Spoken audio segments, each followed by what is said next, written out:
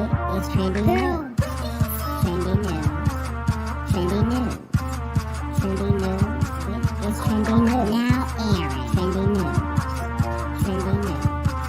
Trending news. It's trending news. Speak on it. Trending news. Trending news. It's trending news.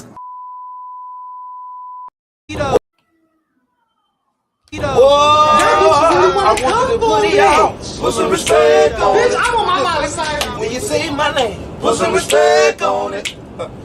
I ain't playing with y'all. Put some respect on it. And I ain't gonna say it. And I ain't gonna say it no more. Listen, now I could have pulled up, put some respect on it, but that ain't. Hey, everybody. Hey. Let me cam up for y'all. Let me cam up. Yes, bitch. Bitch, I am flying the plane. I am flying a plane, honey. How is everybody doing? How's everybody hump day? Are y'all having a great day? Just let me know. We are having a great day. I am still bushy as ever. My barber canceled on me. A family emergency. He had to leave his barbershop. So he's a good barber. So I don't have my face together. So please refrain from tearing me apart in the chat. So just please take it easy on me. Just take it easy on me, okay? I'm going through a lot, okay? Hey, Sonia. Hey, Cocoa Butter Barbie. Hey, Zane. What's up, everybody? Now, what I want y'all to do is when y'all come in, you don't look bad. Thank you.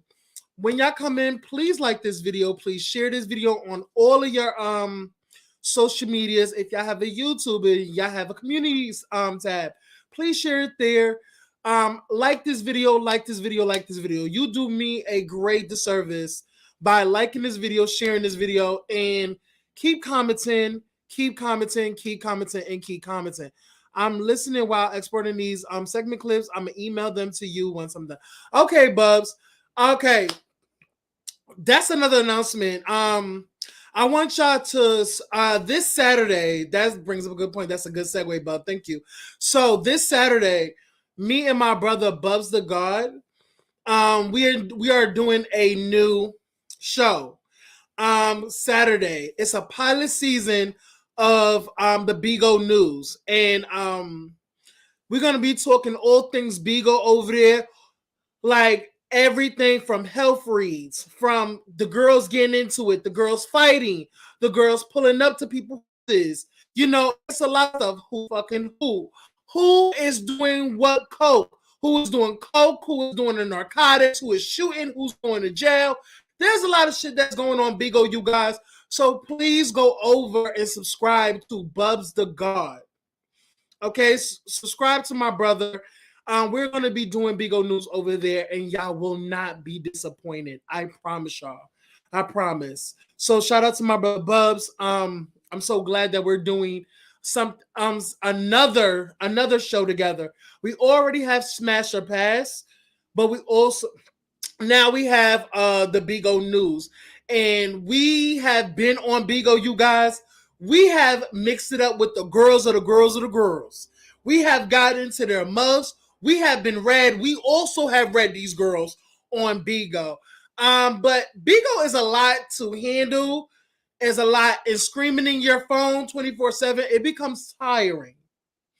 So I just opt out to pay the Bigo and let me get on my platform that I started on YouTube, and let me just do my thing on YouTube. Let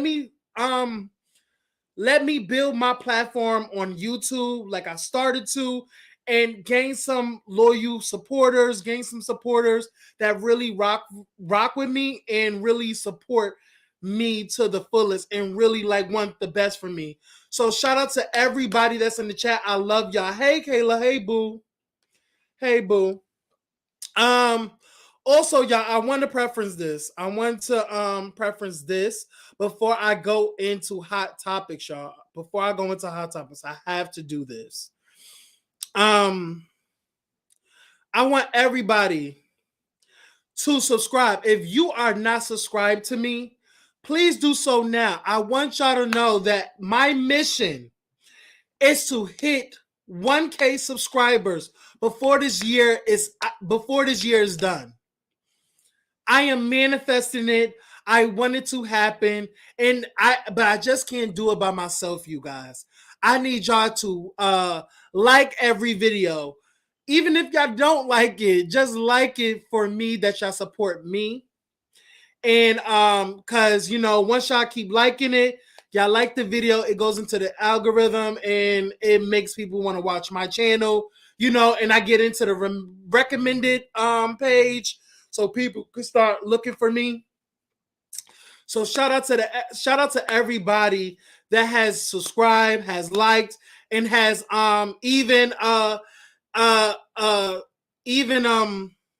has definitely cashed app and donated to the channel. Shout out to every girl, boy, woman, child, old lady, shout out to the shaders that has cashed at me and donated to my channel. Y'all know that every dime has gone back into the channel. I'm always looking to elevate professionally as a broadcaster, as a content creator here on YouTube. So I just want to say that, okay?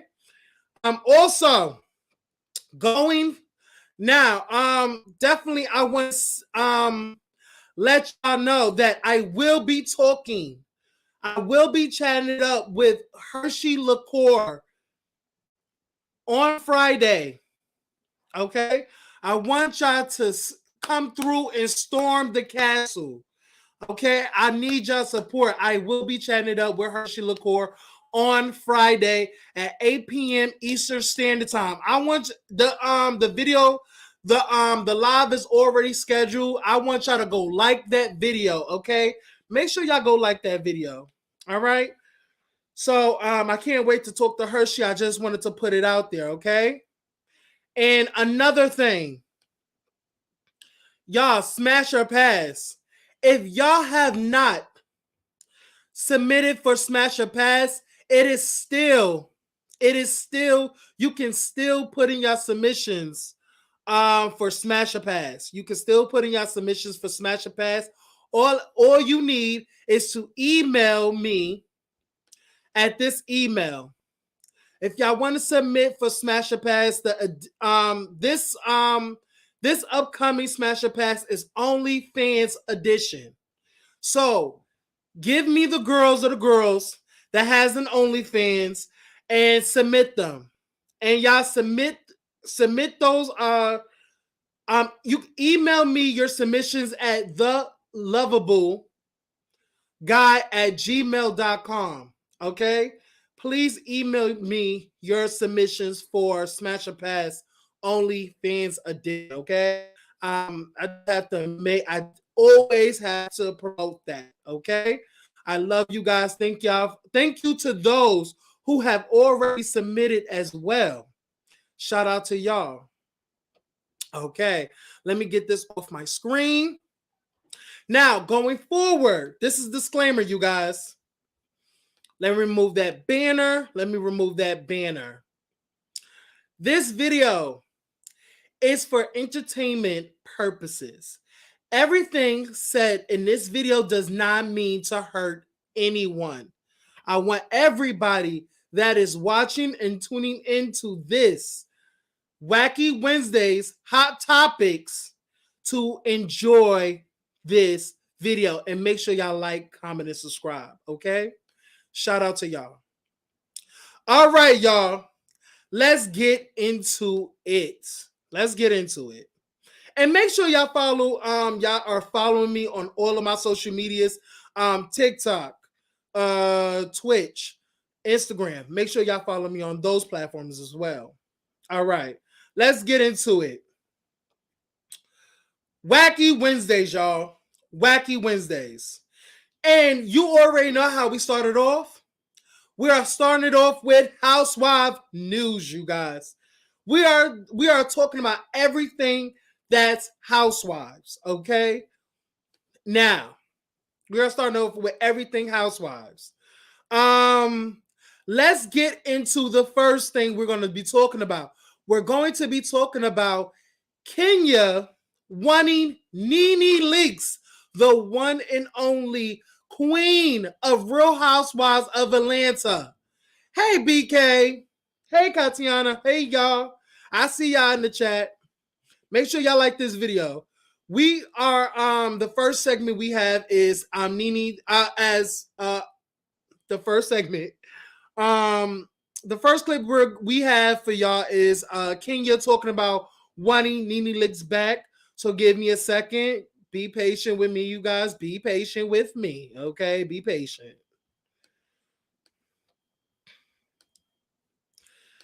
Be patient with me. Be patient with me.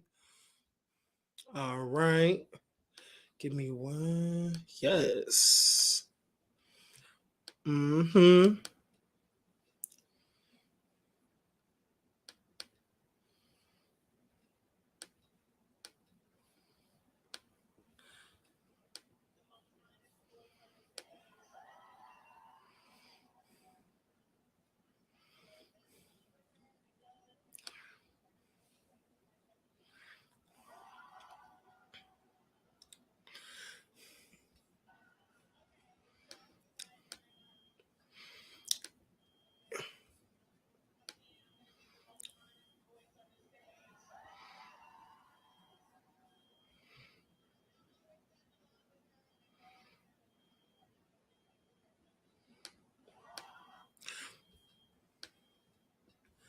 Let's talk about it, you guys. Let's talk about it.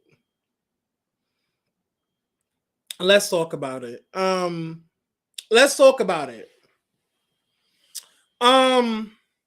Let's talk about it. Can everybody hear me clearly? Can everybody hear me clearly? That's all I want to know. Can everybody hear me clearly? Can I get a ones in the chat? Can I get a one? Can y'all hear me clearly? I just want to know if y'all can hear me clearly. One, for y'all can hear me. Two, y'all can't hear me. Which one? Which one? Which one? Which one? Okay, good. All right, cool. So let's talk about it. It wasn't a shocker to me that Kenya is wanting Nene Leakes back. If there was a housewife that could return, Kenya would want Nene Leakes. It's no secret. They both have said publicly that each other is good for Real Housewives and good for the show. It's only fitting for Kenya to be honest and be 100 because let's all be honest again. Have y'all been keeping up with Real Housewives of Atlanta? Can I get hands? Can I get hands? Have y'all been keeping up with Atlanta? Have y'all been watching every episode? What are y'all thoughts on Real Housewives this past season? I don't even need y'all to answer me because we all know for a fact that Real Housewives of Atlanta has been trash. It's lacking a little bit of entertainment. We all know that some of these girls are contrived and trying too fucking hard to keep their peace. No shade. Now, you can be honest. If I watch it, y'all watch it. But let's be honest. Who on that show is really motherfucking doing it in the entertainment value? Was there a quotable that y'all can quote from this season? Who really did it up this season? Who was in charge of the girls this season? Not near one of them. Not even Drew. And Drew was majority of the drama. No freaking shade. Kenya is not inspired to fight with some of these girls.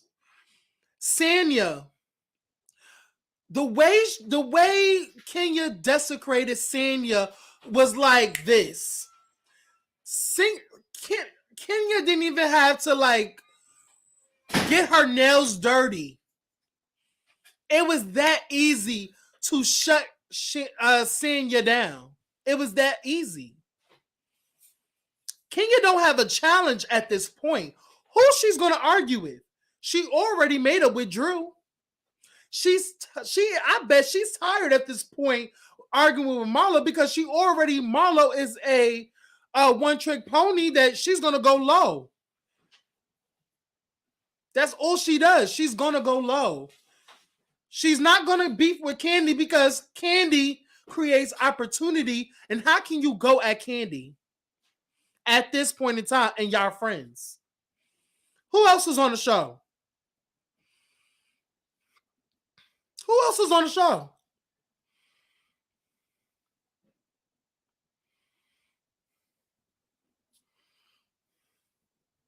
What, she's going to get into it with a friend of the show that is not making no money? You're only there because your contract there. You're not getting paid. And if you're getting paid, you're getting paid in pennies.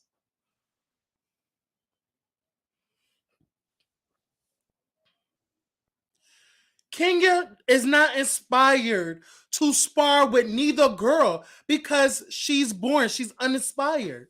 She even said in a recent interview that she's actually disappointed that all of the girls is coming back.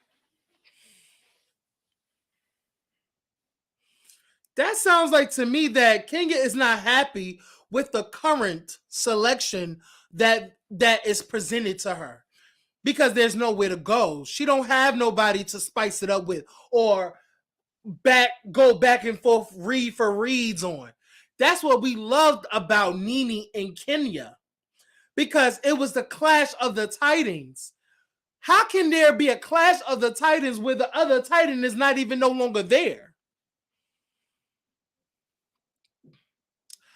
Now, I'm sorry. Bravo have to do something. I don't know what they have to do. They just have to fucking swallow their pride. And whatever conversation they have to have with Nene, they need to have with them. You need to have a conversation with motherfucking Miss Nene Leakes. No fucking shade, y'all. What's going on in Nene's life right now needs to be shown on TV. It needs to be shown on TV. First of all, her son, that's another thing. Her son just went through a stroke, a serious medical condition. He went through a stroke and heart failure. We needed to see that. The life after Greg. First of all, she's getting sued by her now boyfriend, Nani.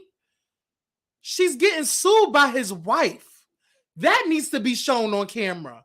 I wanted some of these girls to have opinion on the way Nene Leakes is moving.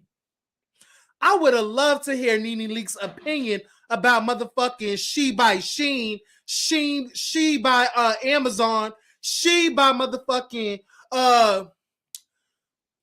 girl, AliExpress. Girl, I wanted to see that. Because we all know that when Nene is in her green screen and in these girls' faces, you know that she's not going to give nothing less than real and very opinionated.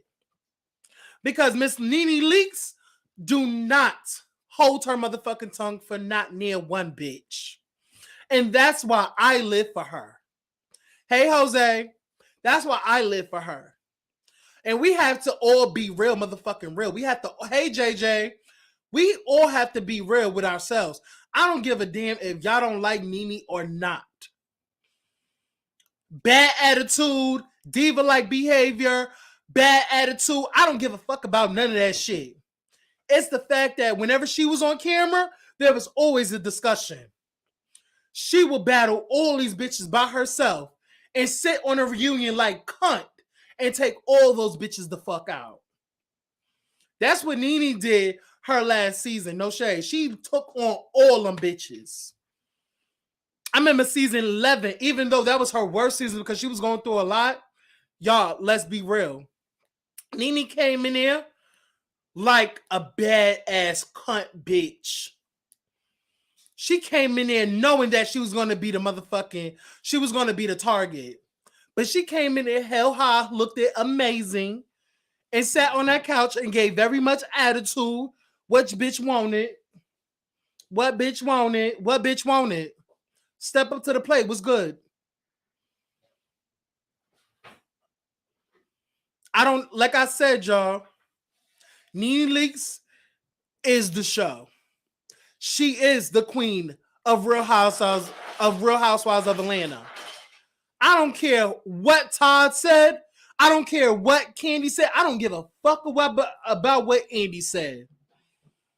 Candy, I just want to let you know that, baby girl, the only reason why you're the head girl in charge right now is because Nene is no longer on there. Trust and believe, Miss Candy. If Nene comes back, guess what? Your check is getting reduced. Candy, your check is getting reduced. I really want you to know that. So shout out to Kenya for keeping it 100 about wanting the queen back. Because not everybody is honest nowadays. And y'all can clearly see in that motherfucking clip. Did y'all see Candy face? She's like, I'm not going to clap. I'm just going to give this Joker ass smile and just pay it. Because y'all know Nene Leakes and her is still not cool. She's still pissed about being called a coon. Well, girl, if the shoe fits, wear it. You are the one who was doing emails and going behind these girls' back, going to the head honchos.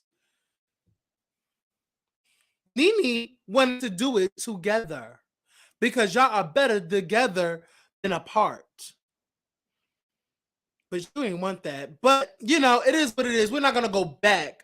But shout out to Kenya for really keeping it real. And no shade, the only reason why you did that, Kenya, is because, girl, you see you see that it's heading towards a dying ship yourself, Kenya. You see the franchise that is the top rated franchise, Real Housewives of Atlanta, is sinking. It's a sinking ship, as Phaedra would say. Them ratings was horrible. The fact that no reviewer had nothing nice to say about the fucking reunion, and basically they all have said that they didn't give nothing. All 3 parts. It's a problem. I just wanted to put that out there.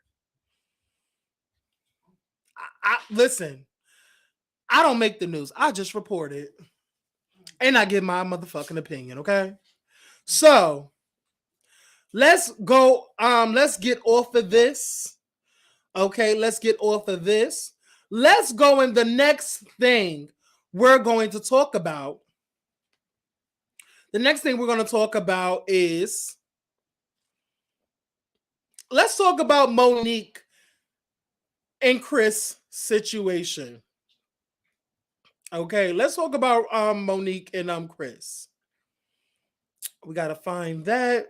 Give me 1 second, you guys. Give me 1 second.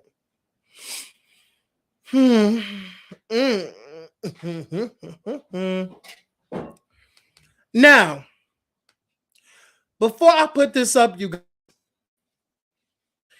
it was said that it was said It was said that reality star Monique Samuels and husband Chris are separating after 10 years of marriage. When that came out, you guys, I think I think some of us who has been watching either show has been seeing the signs. Because, I think on Love and Marriage DC, I think a lot of clips that I've saw that Monique and Chris was constantly arguing and coming for each other's throats. Now I understand that it's a marriage. Married couples go through their ups and downs. They have their trials and tribulations. Nobody's perfect. No marriage is perfect.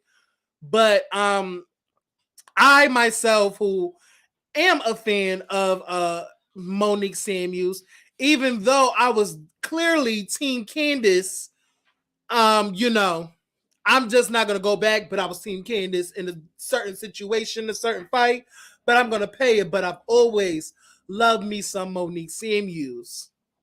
So I was actually hated to see a couple and a family break up. But then,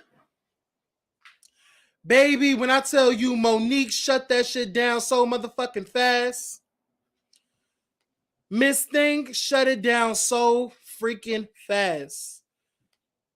Baby, she went on the good Beyonce internet and said, no. We're not gonna do that. Nope. We're not gonna do that one. So shout out to her.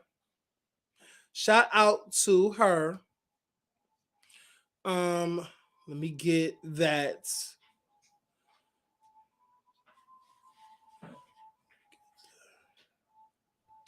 Give me 1 second, you guys. Give me 1 second. Girl, I thought I had these all in place, but clearly I don't. But it is what it is. We're going to keep it going. Give me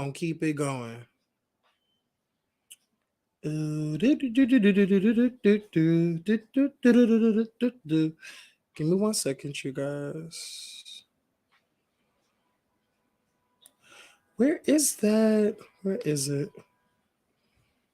Give me 1 second, you guys.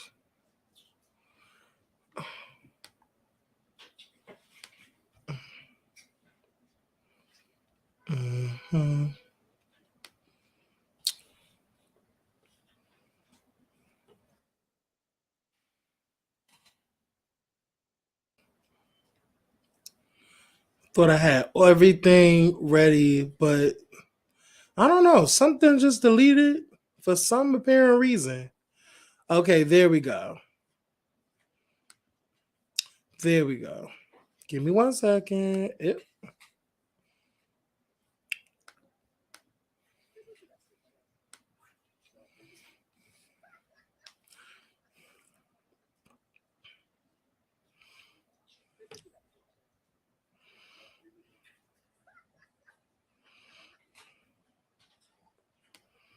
And as you can see,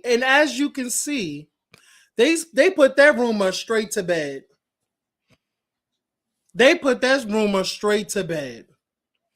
And they also called out People magazine for insinuating that they were splitting in the first place.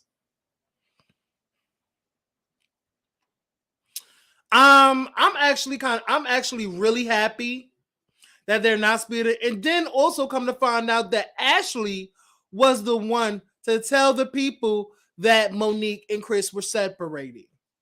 Now, I don't know who's lying or who's not, but I'ma just believe Monique because she's the one. It's her marriage that's in question. And that's going through. So I'm not talking to no third party, which is motherfucking Ashley motherfucking Darby, who don't know whether she want to divorce this man or not. Because not only you trying to quote unquote divorce this man, you also are trying to get a house with this man as well. I mean, you ain't stupid, but just like Giselle said, no divorcee is going to be looking for a house with a divorce, with they divorce, you know, their husband that they're trying to get a divorce from. Hello, 1 and 1 is 2, 2 and 2 is 4. But in the world of Ashley Darby, 5 and 5 is 16. The math is not mathing, baby. The math is not mathing correctly. So instead of trying to tell the people Monique's business, you need to sweep around your motherfucking your house and stop minding other people's. Mind the business that pays you. Okay, you got 2 older men that you need to take care of, baby. You have 2 older gentlemen with briefcases you need to take care of. No shade. I'm just being real with you. So, shout out to Monique. I'm glad that y'all are taking steps to go to counseling and right what's wrong with y'all marriage. So take all the time you need. I hate to see a family break up. I hate to see it. And plus, she has some beautiful kids. So shout out to the Samuels and everything they got going over there.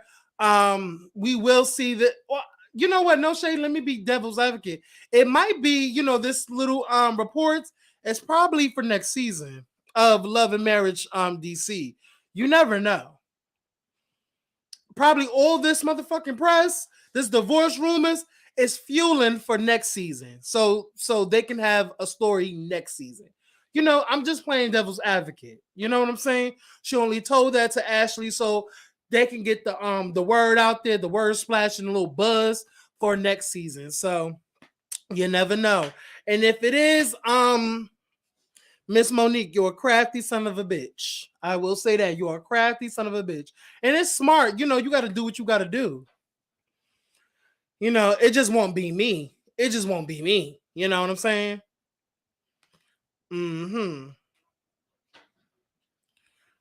So, but anyway, shout out to you, Monique. Y'all,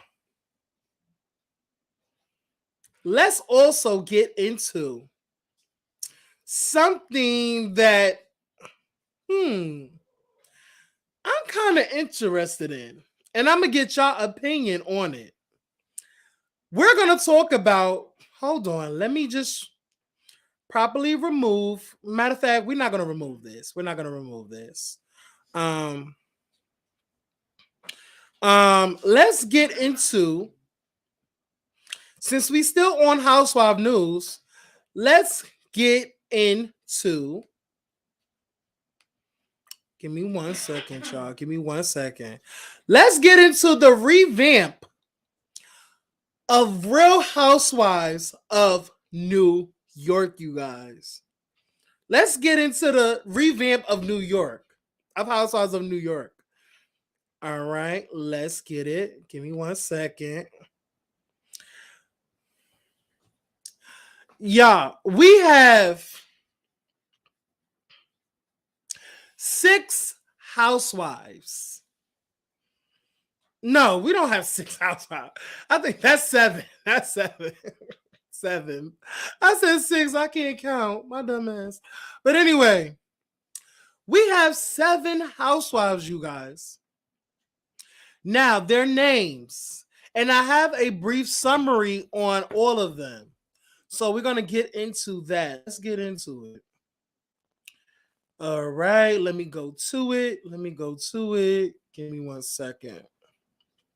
All right. So I'm going to go in order, you guys. I'm going to go in order. All right. All right. So the cast looks bland. Ciao. The cast look bland. Ramona, yes, Ramona got fired. Your math ain't mathing, Aaron. Yes, I did. I did play myself. Congratulations. No diversity. I feel like it's very diverse. So, you guys, let's get into it. So we have Psy. So Psy is right here. Psy is right here. Psy as SAI. Psy or C. Psy or C. I think her name is Psy. So Psy is an Afro Latina. So her whole name is Psy D Sylvia, and she is an Afro Latina, y'all. She was born and raised in New York. She is the creative director of Scout, the city, which originated as a passion project blog and quickly evolved into online lifestyle destination. Scout the City chronicles Psy's adventure of chic parenting from her home in Brooklyn. Shout out to Brooklyn. Welcome the best I wanna do it, they don't die. Yeah. Where she resides with her husband, David Craig, and their 2 children, London and Rio. Psy, London and Rio. No shit, I kind of like those names. But let's get back onto it. So that is Psy, you guys. That is Psy. All right. The next one, which is the bottom of Psy. The bottom of Psy is, I think her name, and I don't want to butcher it, y'all. Y'all know I suck at pronunciation. I suck at it. So can I say Yuba? Yuba? I think it's Yuba. I'm so sorry, pretty lady, that if I'm butchering your name, I'm so sorry. Hey, Lemon Kush. He probably is Prophet. He's probably is. No shade. Hey, Lemon Kush. All right. So Yubia is a Somalian model and philanthropist who moved to New York and made it her home.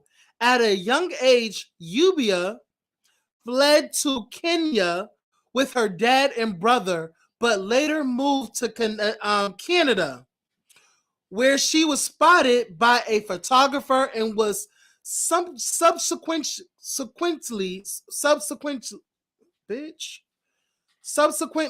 signed by a modeling agency, you guys.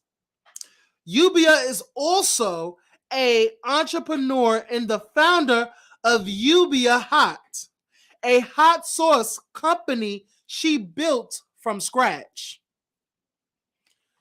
First of all, we love the entrepreneur queen. She's a model and she's an entrepreneur and a philanthropist. So she has a hot sauce company. I got hot sauce in my bag swag. All right, Yubia. So that's Yubia, guys. That's the diversity. She's a Somalian. That's her, Yubia. All right.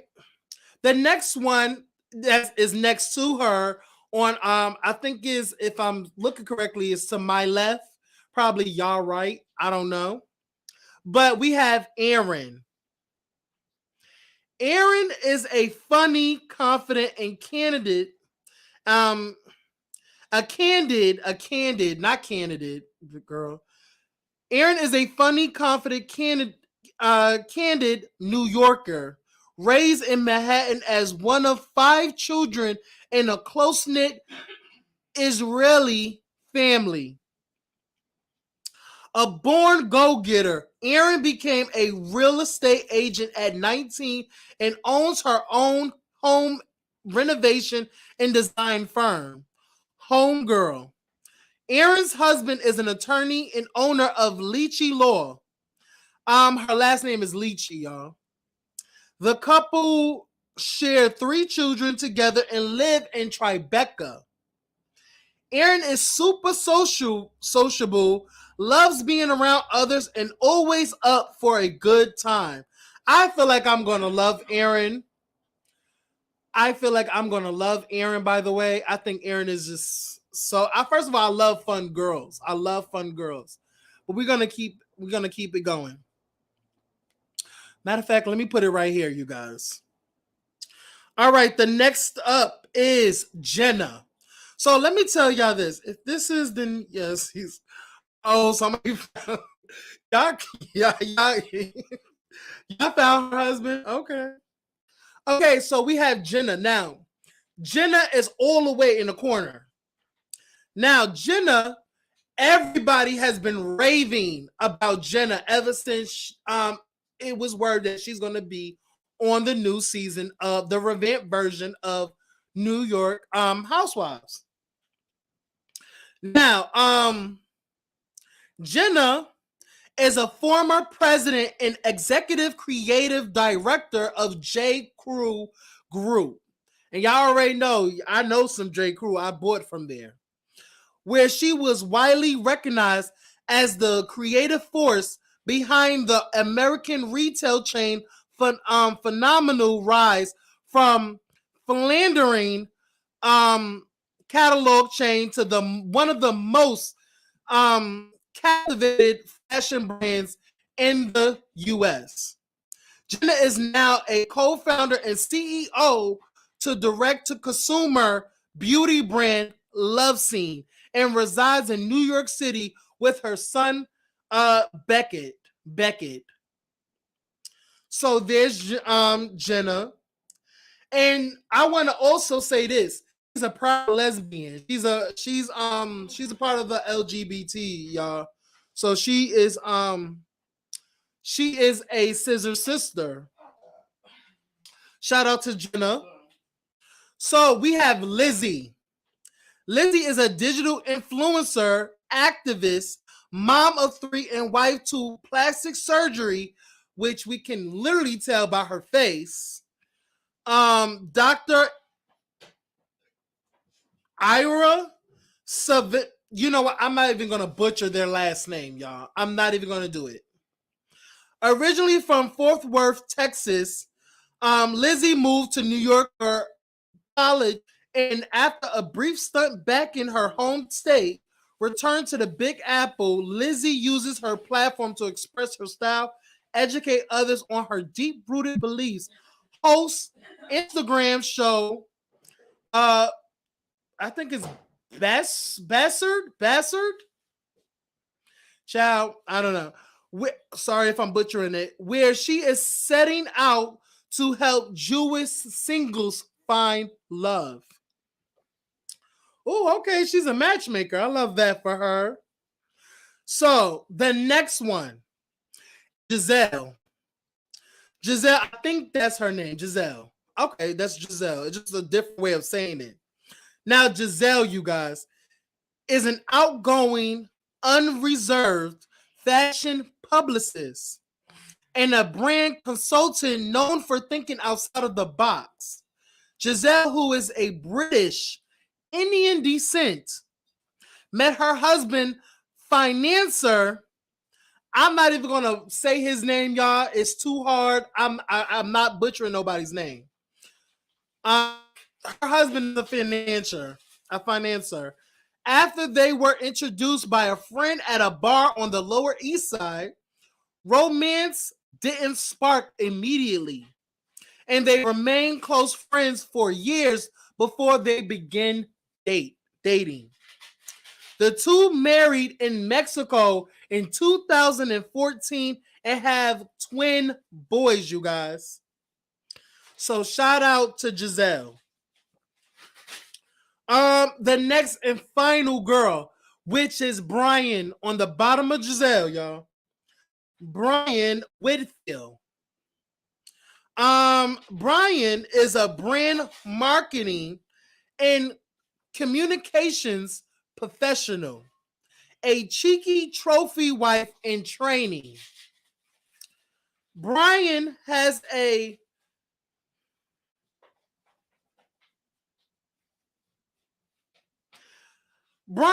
love for interior design, fashion, and hosting dinner parties.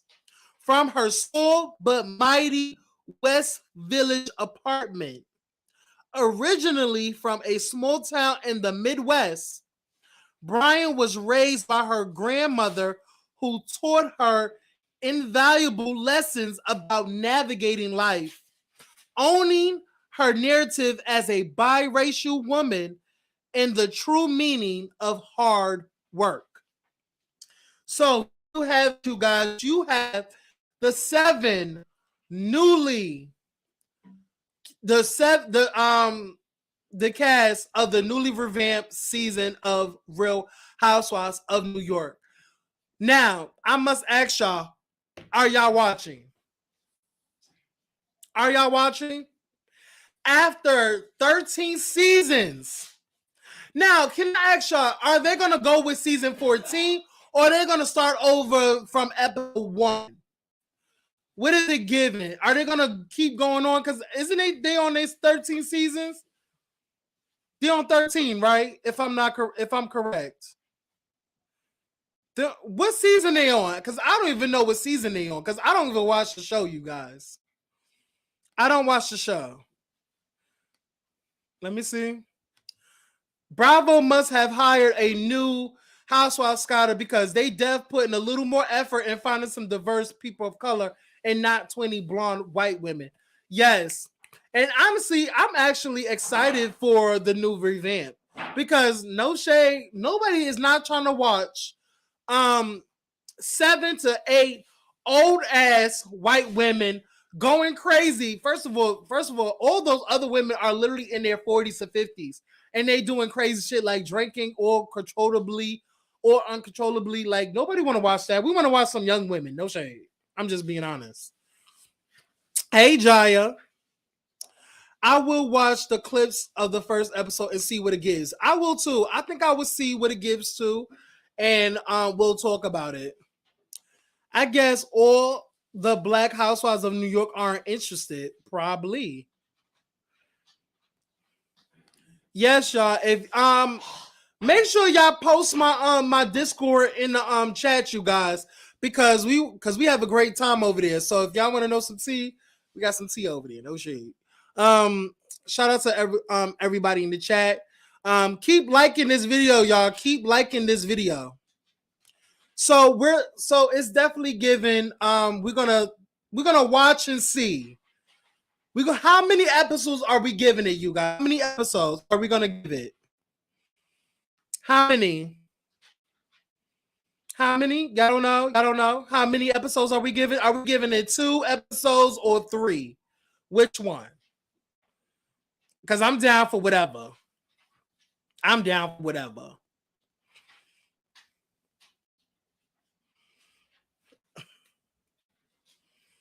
Are we gonna give it 2, 3? Like, what's good?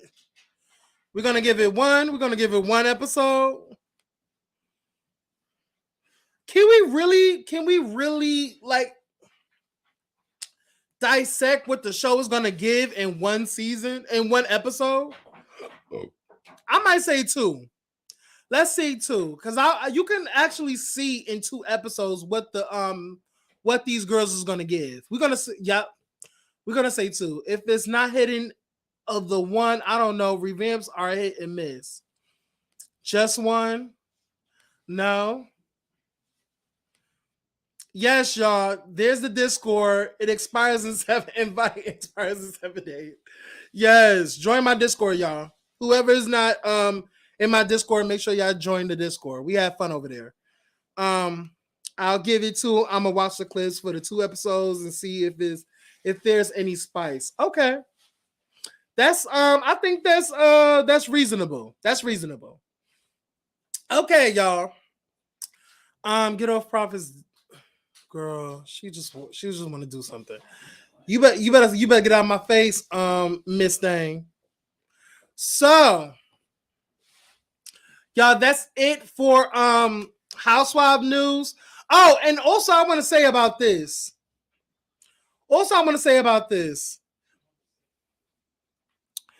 Y'all new girls, y'all better watch y'all back because Miss Ramona is not here for y'all hoes. Give me a second, y'all. Let's get into it. First of all, because I probably don't have the clip, but we're gonna see. Because Ramona is not happy, you guys. Ramona is not happy. Ramona want to push y'all off of the Empire State Building. Let's get into it. Ramona is not happy. Give me 1 second, y'all. Okay. Give me 1 second. Give me 1 second. Share screen. And then we have this.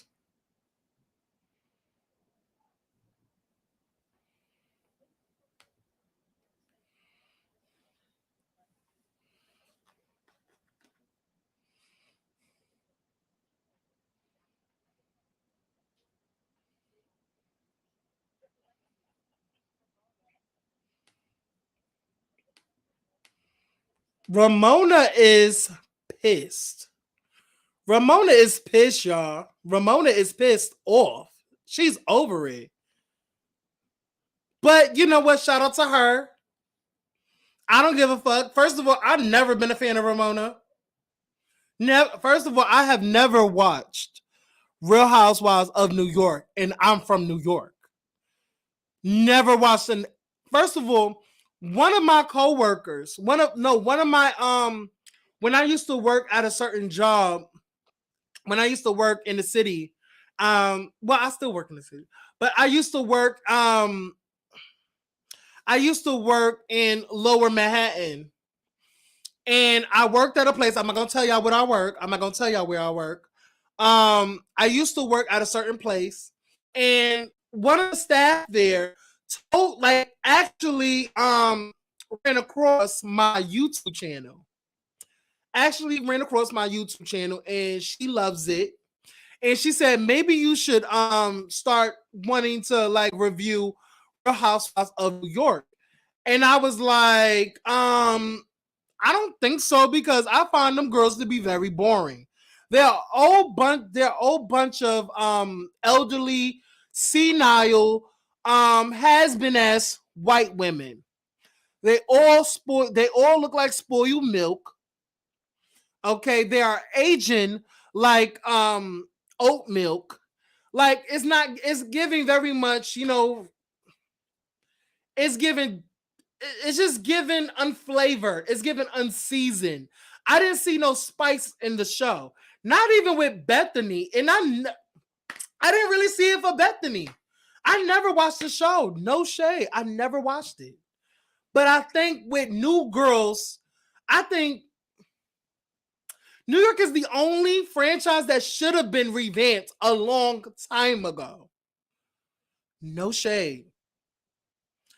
That franchise should have been revamped, because none of those girls really did it. Not even the friends of the show. Hey, Wowzers. I'm just being realistic. Hey, Jazz Lady. I'm just being honest. That show never worked. And I don't feel like watching a bunch of unseasoned ass white women. No. Are you going to review Peter Gunn new show? Who's Peter Gunn? I don't know who Peter Gunn is, Katiana. You got to let me know. Put it in the Discord, and I'll probably check it out. I'll probably check it out later. First of all, shout out to the new subscriber that just subscribed to my channel. Shout out to you. Everybody who is not subscribed to my my YouTube channel, please subscribe right now. Please do. Thank you. Y'all will help me out tremendously. I'm trying, like I said, y'all, I'm on the road to 1K subscribers. I can't do it by myself. Okay.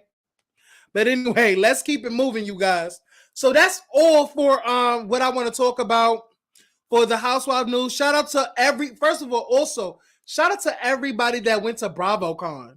There was a lot of clips. If y'all want to see the clips that I've had, a lot went on with BravoCon. Phaedra and Ayan got into a reading battle. Phaedra ate Ayan up. The girls of New Jersey is fighting with another girl's husband, throwing drinks at him. It's a whole melee, okay? It's a whole. So shout out to the girls. Shout out to the content creators on YouTube that went to the BravoCon. And no shade, y'all. Oh, I'm not gonna put that out there, but just know I was in close proximities to where the event was actually held at. I'm just saying. Um, but anyway, shout out to all the content creators. Shout out to Kim Pyre. Shout out to DJ Richie Sky. Shout out to Oliver Twix. Shout out to who else? Who else went? Shout out to I think his name is Chris. I think Chris is the tall guy that be on Alexander Rogers pop roast. Him. Shout out to him. I saw him in a couple of pictures with some housewives. So shout out to the girls that went to BravoCon. And no shade, y'all. If I might go next year. I might go to BravoCon because I do love BravoCon. I do love the girls, some of the girls, not all of them. And I want to catch the behind the scenes. I want to catch a little footage. You know what I'm saying? I want to take a picture with Kenya Moore, even though I don't live for her, you know, but she's still a beautiful girl. And I would love to take a picture with Phaedra, Drew, Candy, even though I reads Candy down. But you know, I really would love to go to BravoCon. I would love to go. But anyway, shout out to those people. Shout out to everybody I just named. Shout out to y'all. Now let's get into pop culture. Let's get into pop culture, y'all. Now, and y'all already know how it is with pop culture. We are talking about it. Everything that's in pop culture, we are going to dissect each and every thing, okay? Now let's fucking get it.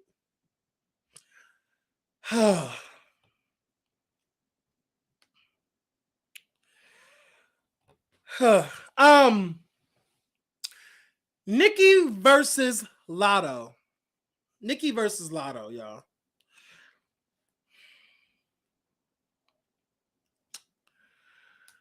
I already have a headache just thinking about it. Honestly, I honestly have a headache. Hey, speaking of gay, hey boo. I already have a headache. I already have a headache just thinking about it. Please do and give us a vlog. I will, y'all. Promise. I already have a headache. Like, I don't know why, but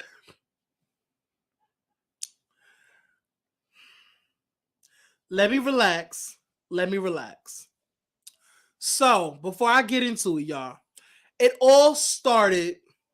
Nicki Minaj is her song Super Freaky Girl is nominated for a Grammy.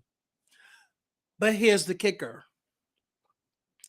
The Grammys nominated the song in a pop category when it's a whole rap song.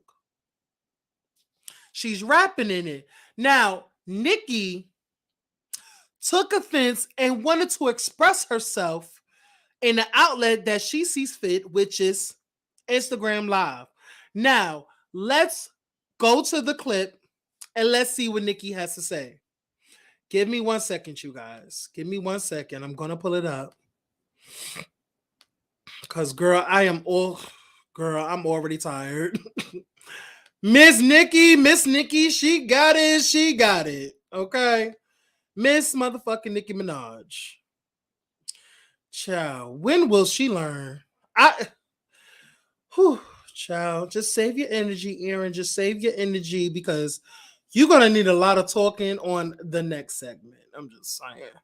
Because it's a lot to go from. Okay? Let's get into it, you guys. Let's get into it. Give me 1 second. Okay, good. Give me 1 second. We're going to do this. And we're going to share this screen. And we're going to do it to it. No shade. We're going to do it to it. Come on. Let's see what Nicki had to say.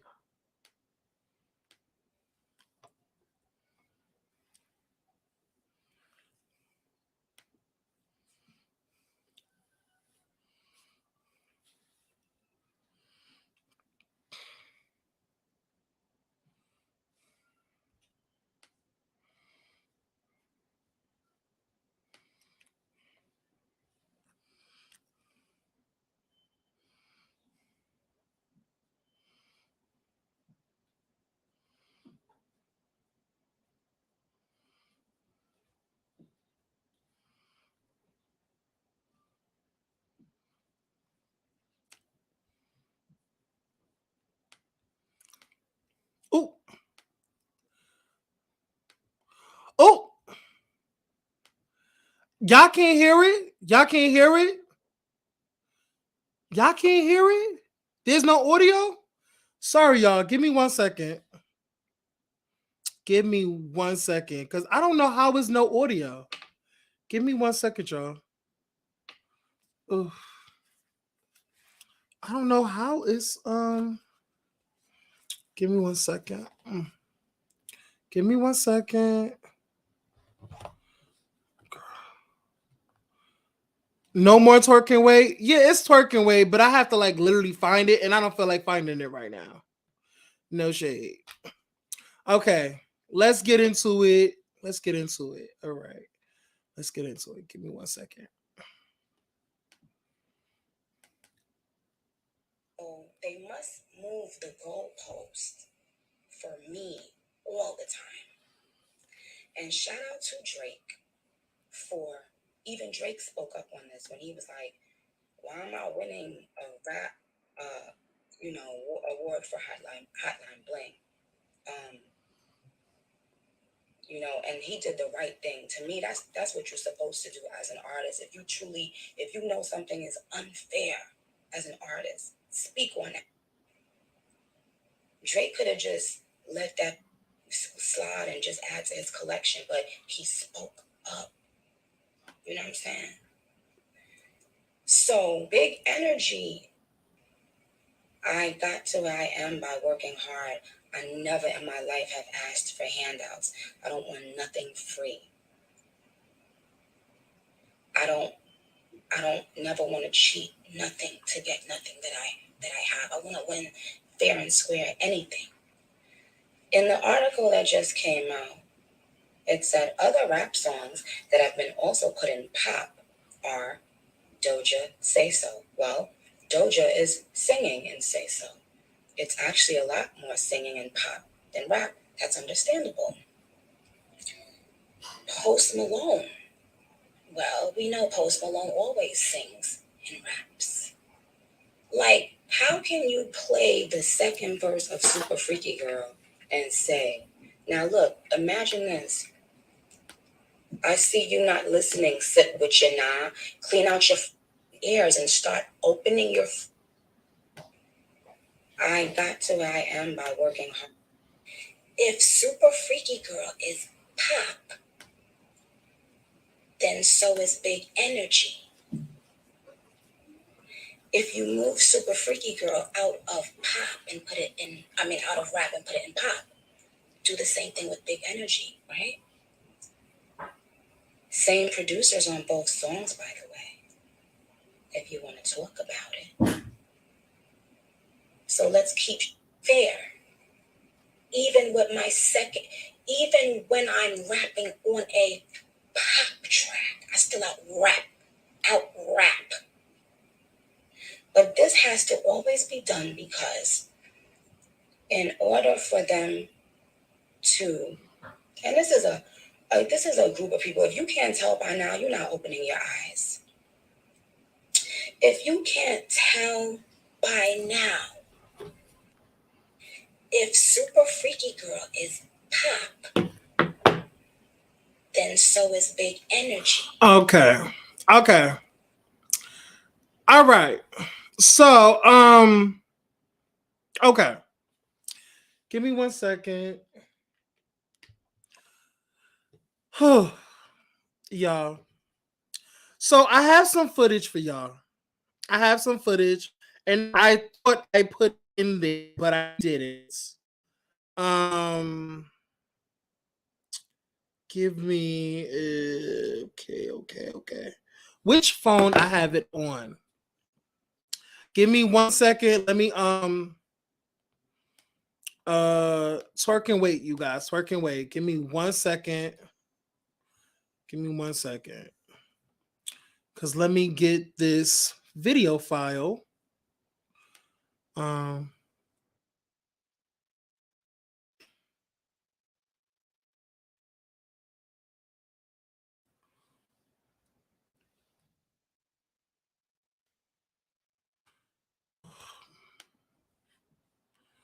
My freaking computer is doing things like it's so crazy. Give me one second.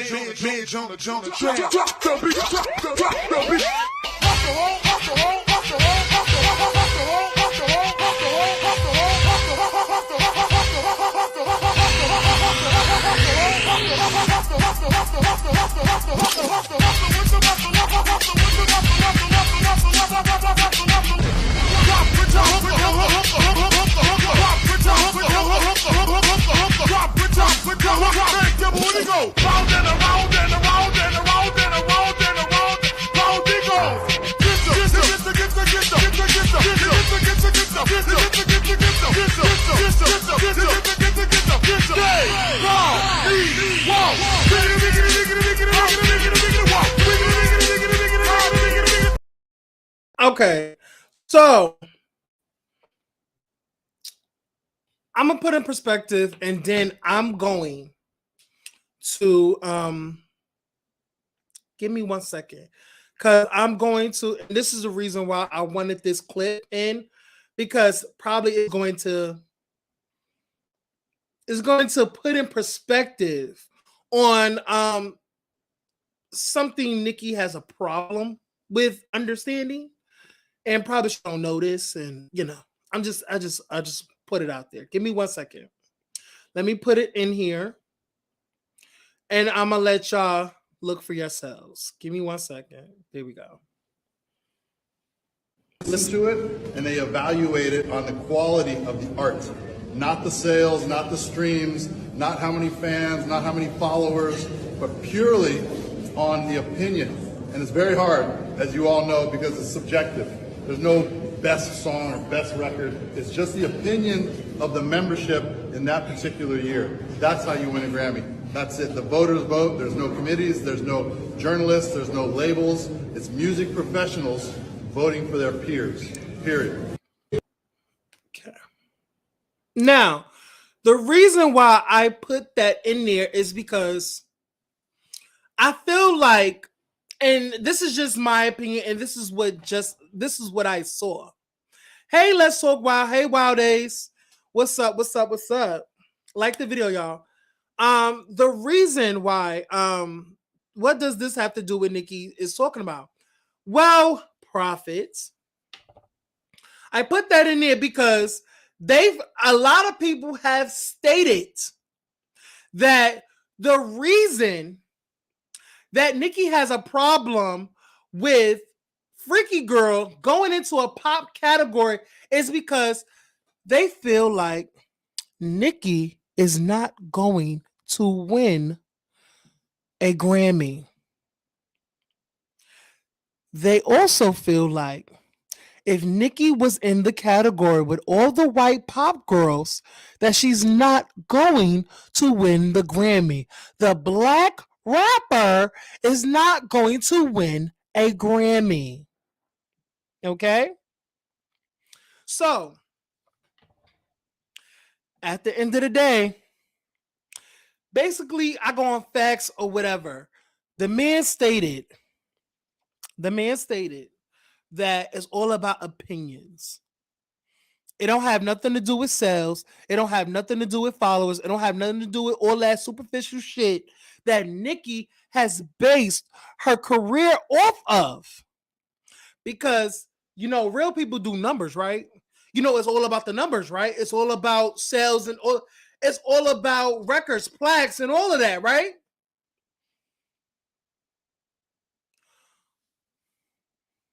Why would you feel so? Why would you feel? Why are you scared? Why do you have such a problem with your song being on the pop category? Oh, because you think you're going to win in the rap category? Because your song went number 1? Is that what it is?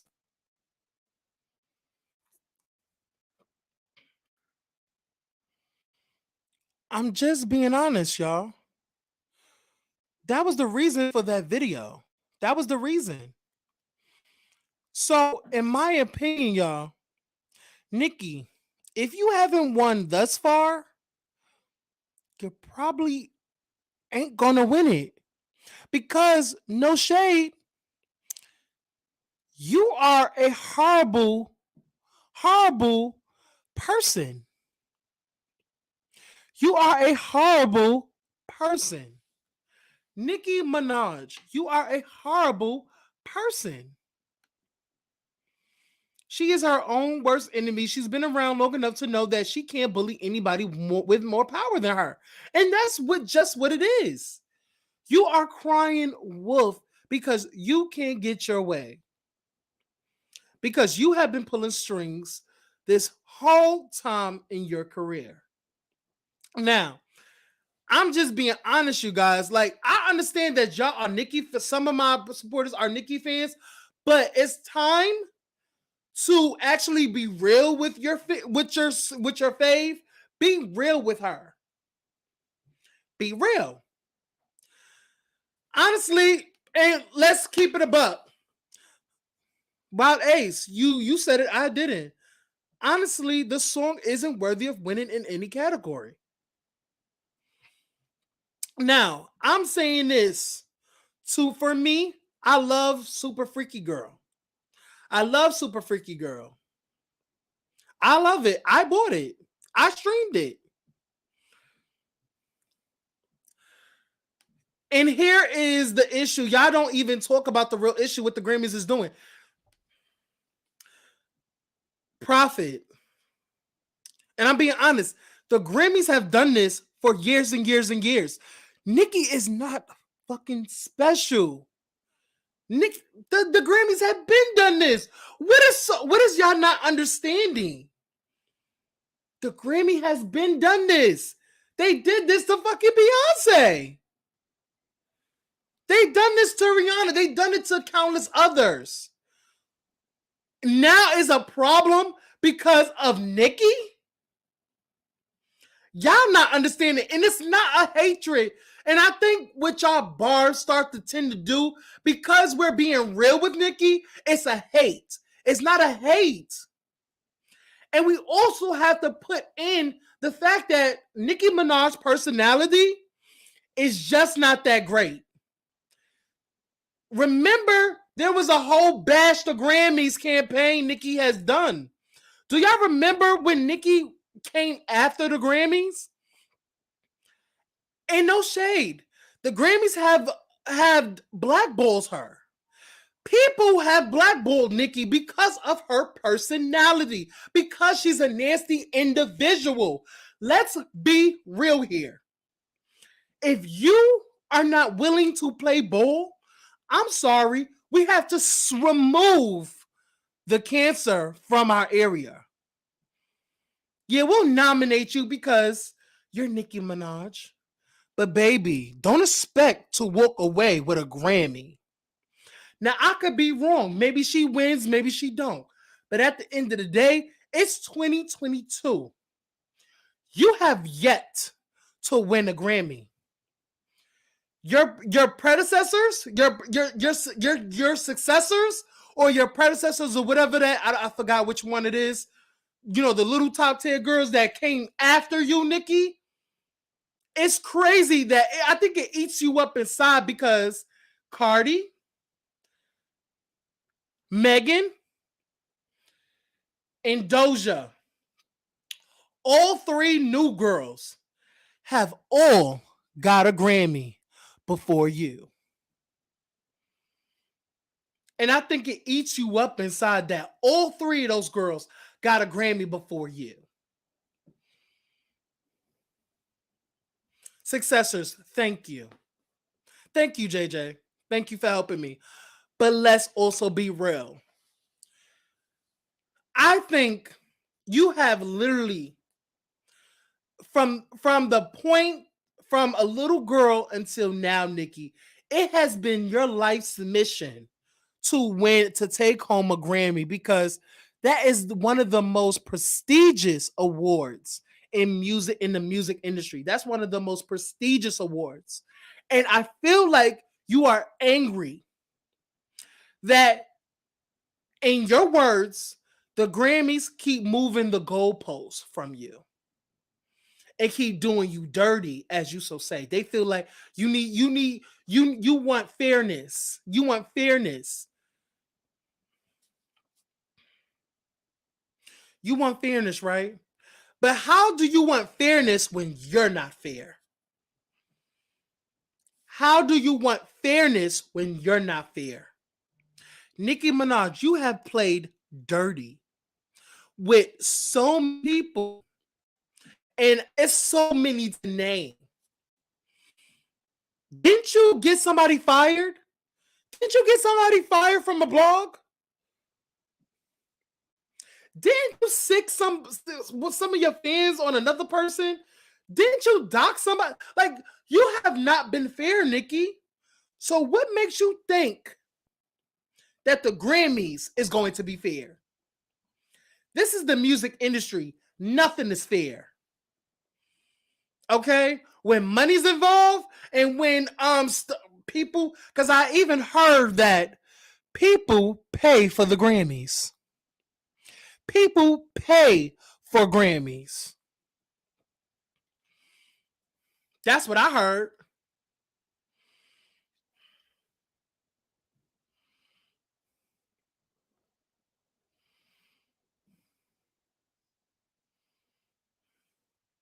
I'm just being honest.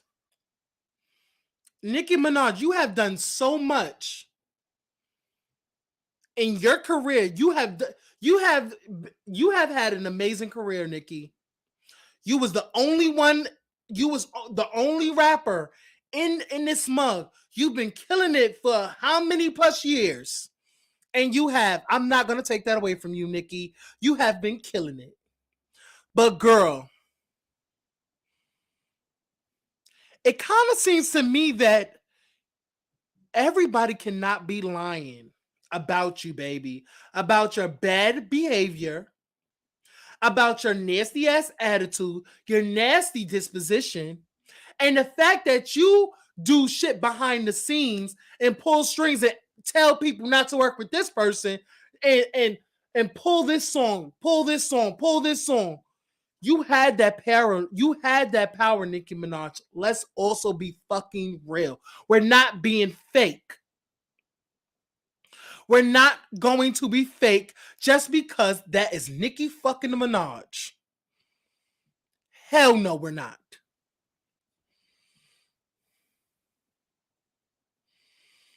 At the end of the day, y'all, I'm not saying this because I hate Nicki. First of all, I want to let y'all know that me and Nicki is the same sign. We are both Sagittarius.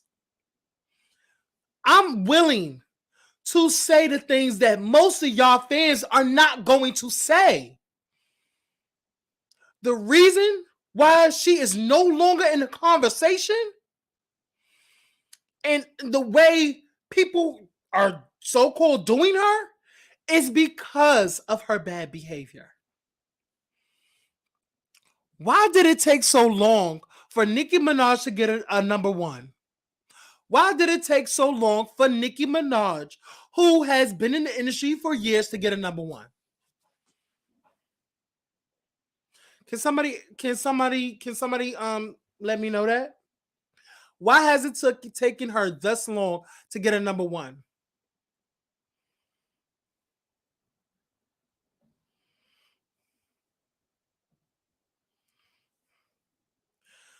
Let me let y'all know this. Y'all stay bringing up old.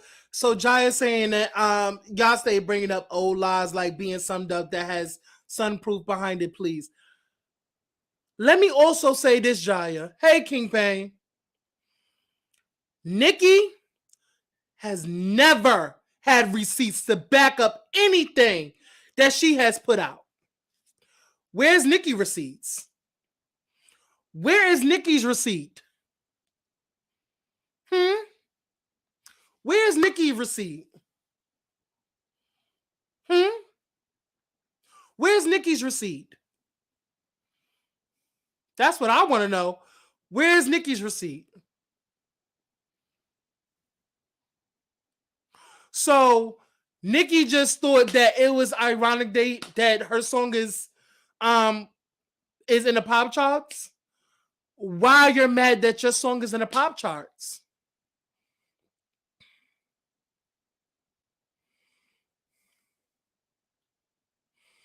But anyway, I'm not gonna keep arguing with a barb. I'm just not, because it's not giving it.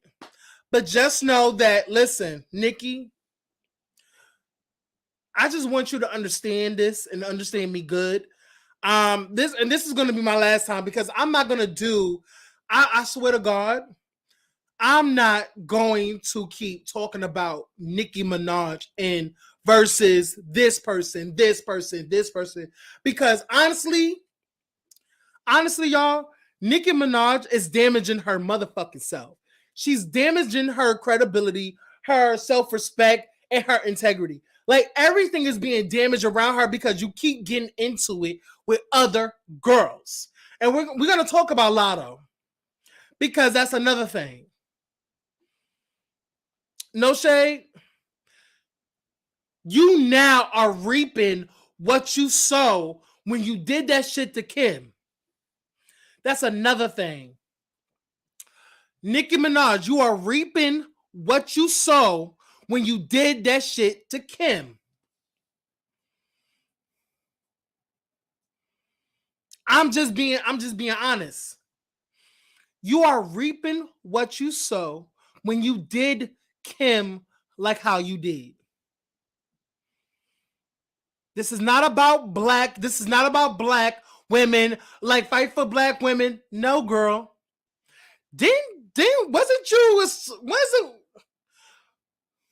this the same woman that called Little Kim a monkey? Didn't you call Nicki Minaj a monkey? Didn't you call Little Kim a monkey? Wasn't you behind your fans calling Remy a gorilla? I'm confused. Why is it all about black women? Everything about you is black women. But no shade. You've called a black woman a monkey. You encourage your fans to call. You backed up your fans that called Remy a gorilla.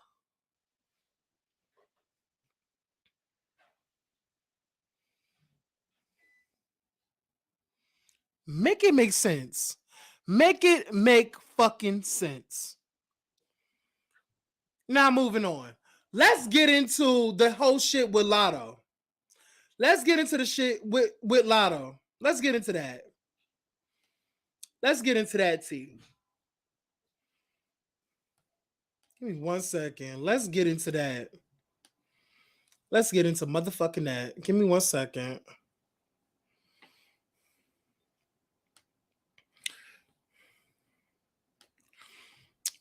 So let me bring up these series of tweets. Let me bring up these series of tweets right now, because we're going to dissect this. So, all right. So Nicki Minaj called her Karen. You know, listen, y'all see the tweets. We're not gonna read over. We're not gonna do none of that bullshit. We don't have time for that shit. I feel like everybody has seen these texts. Everybody has seen these texts. We're not reading over it. We're not doing none of that. Okay? Okay.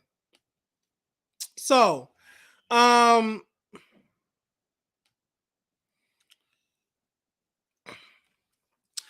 it was so Nicki in her rant against the Grammy has brought up Latto's song Big Energy. Now, within bringing Big Energy, the people didn't know that Latto and Nicki has been going through their silent beef off of social media. Okay? There has been scuttlebutts of a beef that is brewing between the two. It's a lot of zingers back and forth about who are you? You're not as successful. Sit down.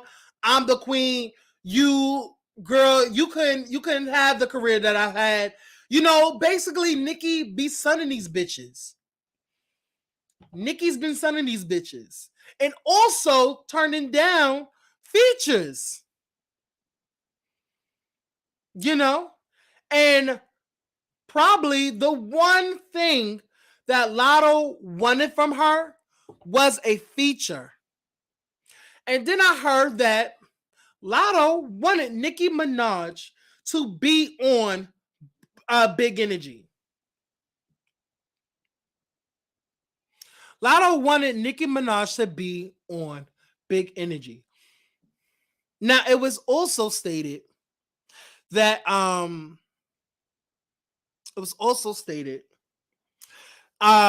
several interviews about the love that Lotto has been saying in countless interviews about her love for Miss Nicki Minaj. Okay? Has been really singing her praises in every fucking interview. And all of a sudden, it comes to a head when Nicki goes live and mentions and compares the two songs, not knowing that there has been issues before this. There has been a conversation before Nicki went live and talked about and compared the two songs. So people are saying that Lotto inserted herself and wanted to beef with Nicki, but not knowing is the fact that they been had a conversation beforehand and also talked about it. And also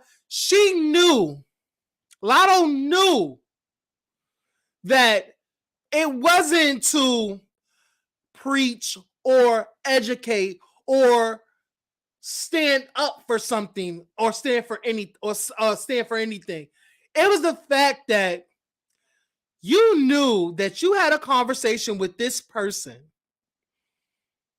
The conversation did not go well.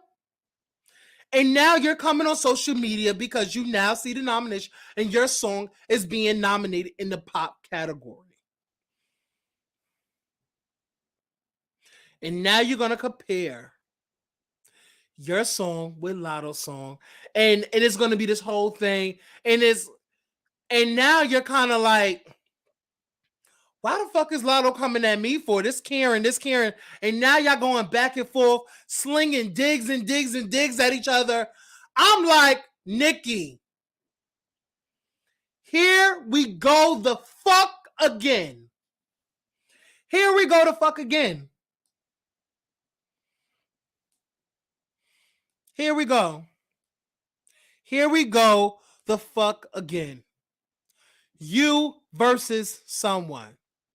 If it's not you versus Megan, it's not you versus Doja. If it's not you versus Lotto, if it's not you versus somebody.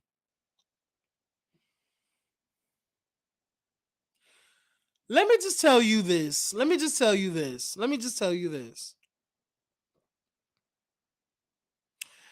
Nicki Minaj. I am so over this.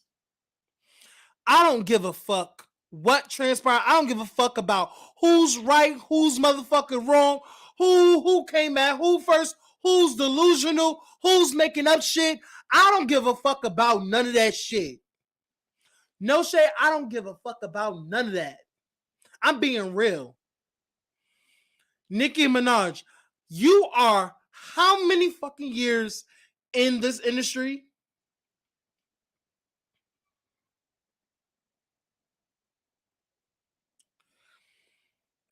How many? probably like 13, 14, 15 years. I don't fucking know. But you had longevity. You had some longevity. And you have impact. I'm never going to take that away from you, Nicki Minaj, that you have impact. You have impacted a lot of these girls. You have impacted them.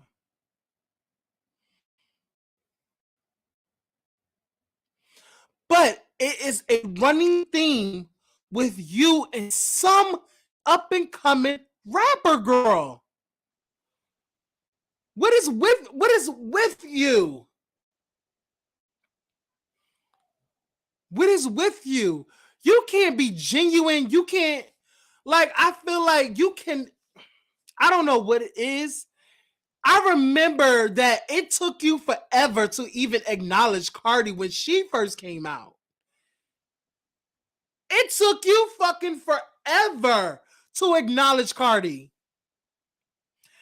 You only acknowledge Cardi when she got a number fucking one.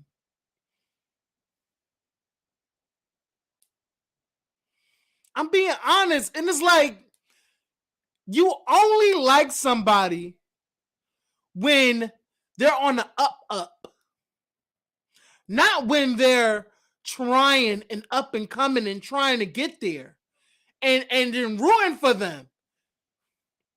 It's not genuine to me. It's not genuine.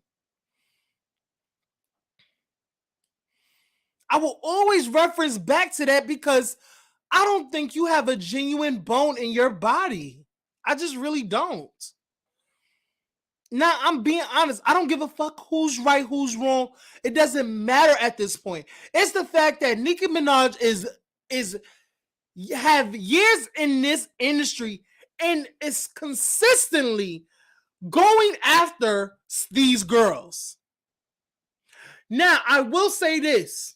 Some girls, now Nicki, I was on your side when some of those other girls came at you.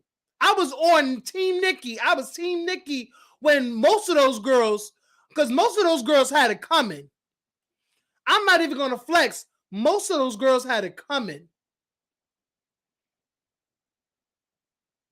When you came at motherfucking Asian the Brat and Lakira, whatever her name is, and who's that? Erica Banks and all them other fraudulent ass, no talented ass rappers. Girl, listen, take their motherfucking heads off. Because they are motherfucking entitled. They are entitled. I'm with you when you're right, but when you're motherfucking wrong, I cannot go behind that. That's just real. That's just 100. I'm with you when you're right, but when you on some bullshit, Nicki, I cannot. I've been saying multiple times, the couple of songs that you have put out, I've been here for it. I've been here for all of the music that you have been presenting.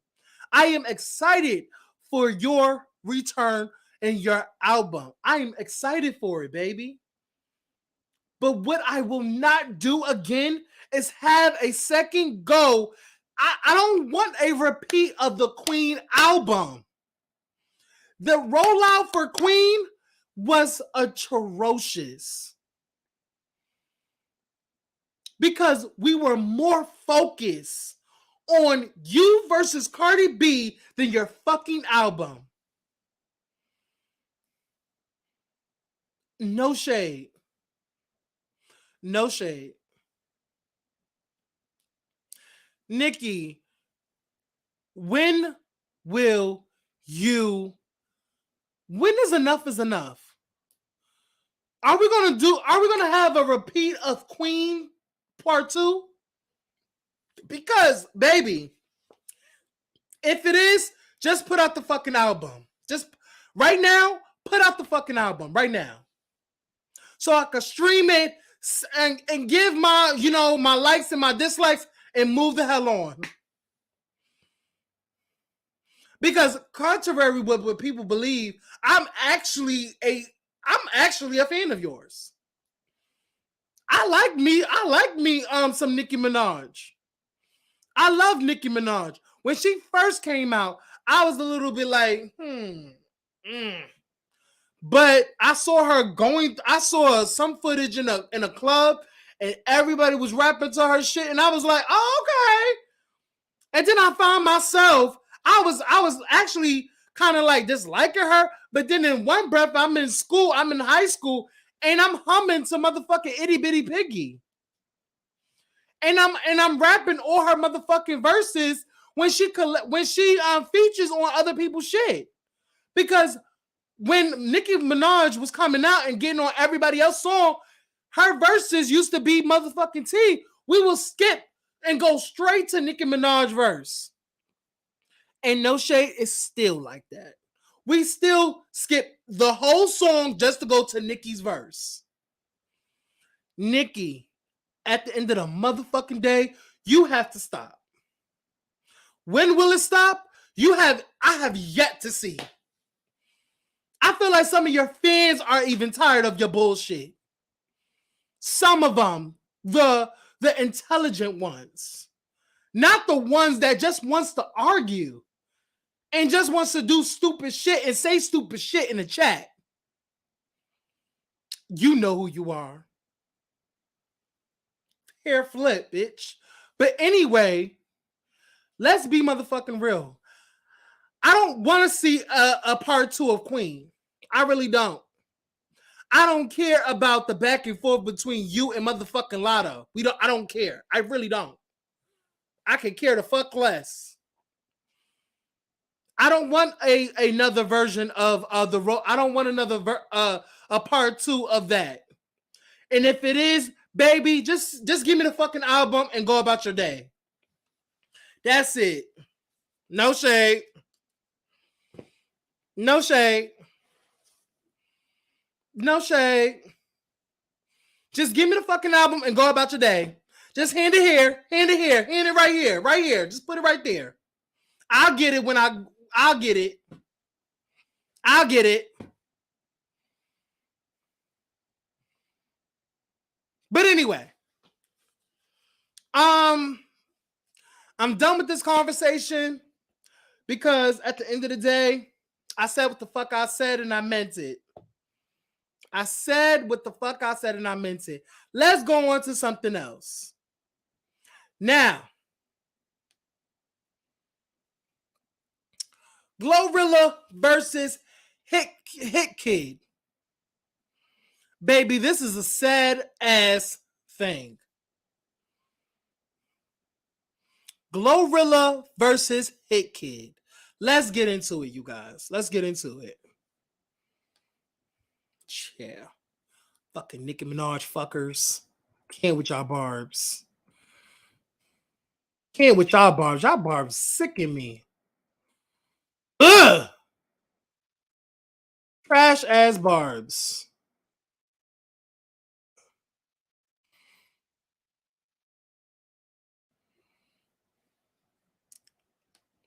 So, you guys, it all started with this tweet right here from HitKidd. Now, HitKidd goes on to say, so basically, these folks are trying to take me to court over FNF.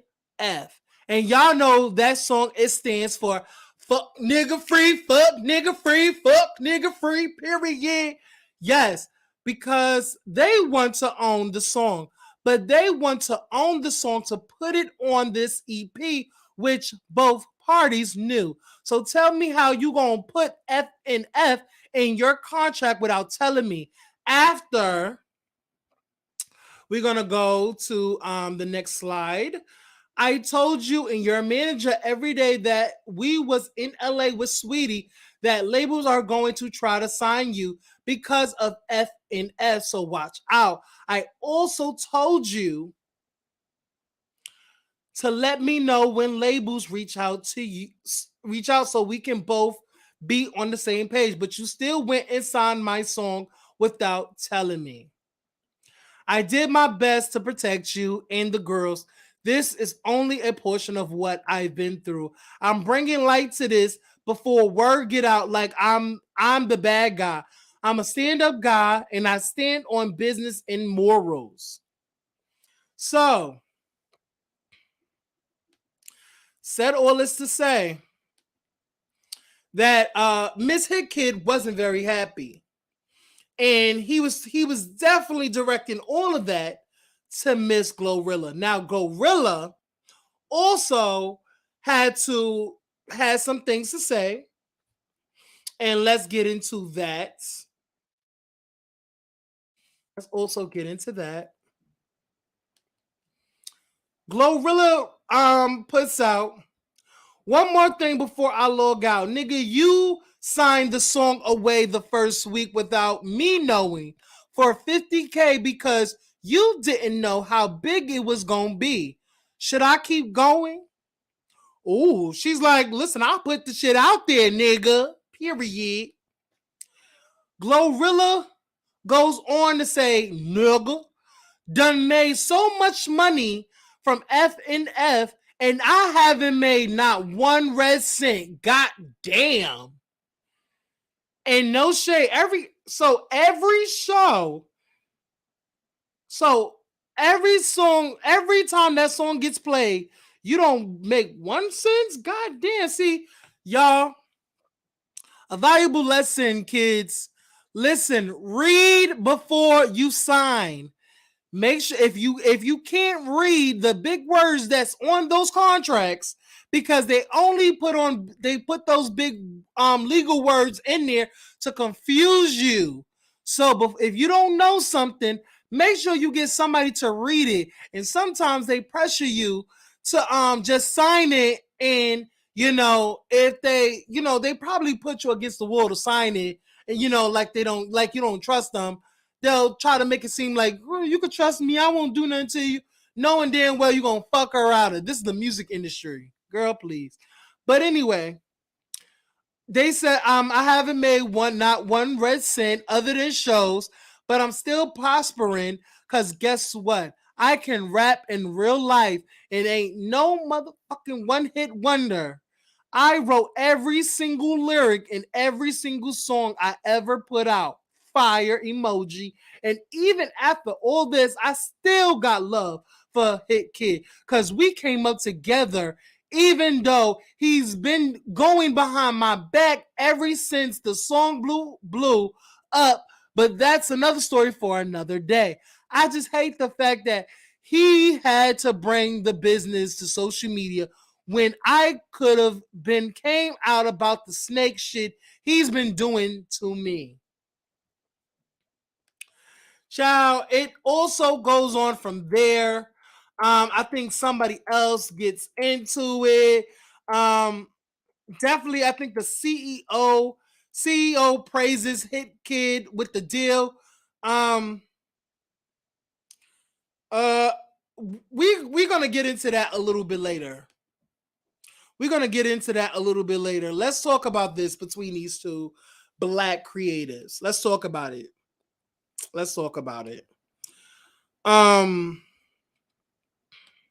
Let me remove this because I don't need all this in my face. Okay.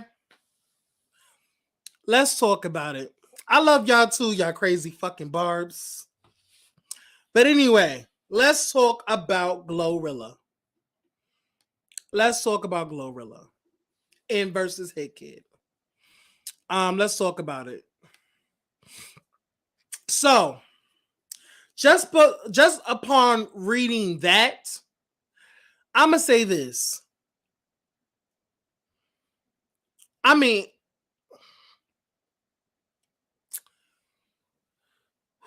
maybe you know what?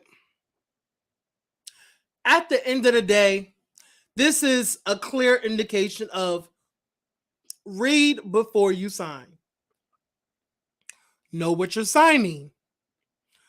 Just because you want a shot in the industry doesn't mean that shot is going to be good for you in the long run. Now, in my opinion, you're a new artist, and probably the reason why they did that to you, Miss Glorilla, is because they don't really see long term for you. I'm really going to be honest, Glorilla. And I have to be honest, y'all. I do not see longevity for this girl. I don't see longevity for her. Now, she can gag me. She can gag me. But I just don't see it. I'm just going to be honest. I don't see longevity for her. I don't see her winning a Grammy. I don't see her, performing at arenas, stadiums. I don't see that. I don't see that for her.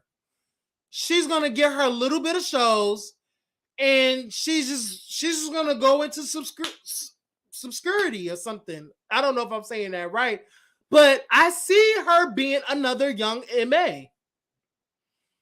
I see her as being another young MA.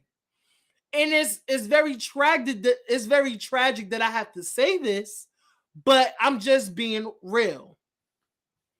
Now, he may can do some sucker shit.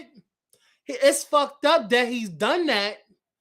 It's really fucked up because he tried to make it seem like she's the problem when she's saying that he's the problem. So we have his side, we have her side. We have his side, we have her side, and there lies the truth. Now, I don't know who the fuck is lying, but at the end of the day,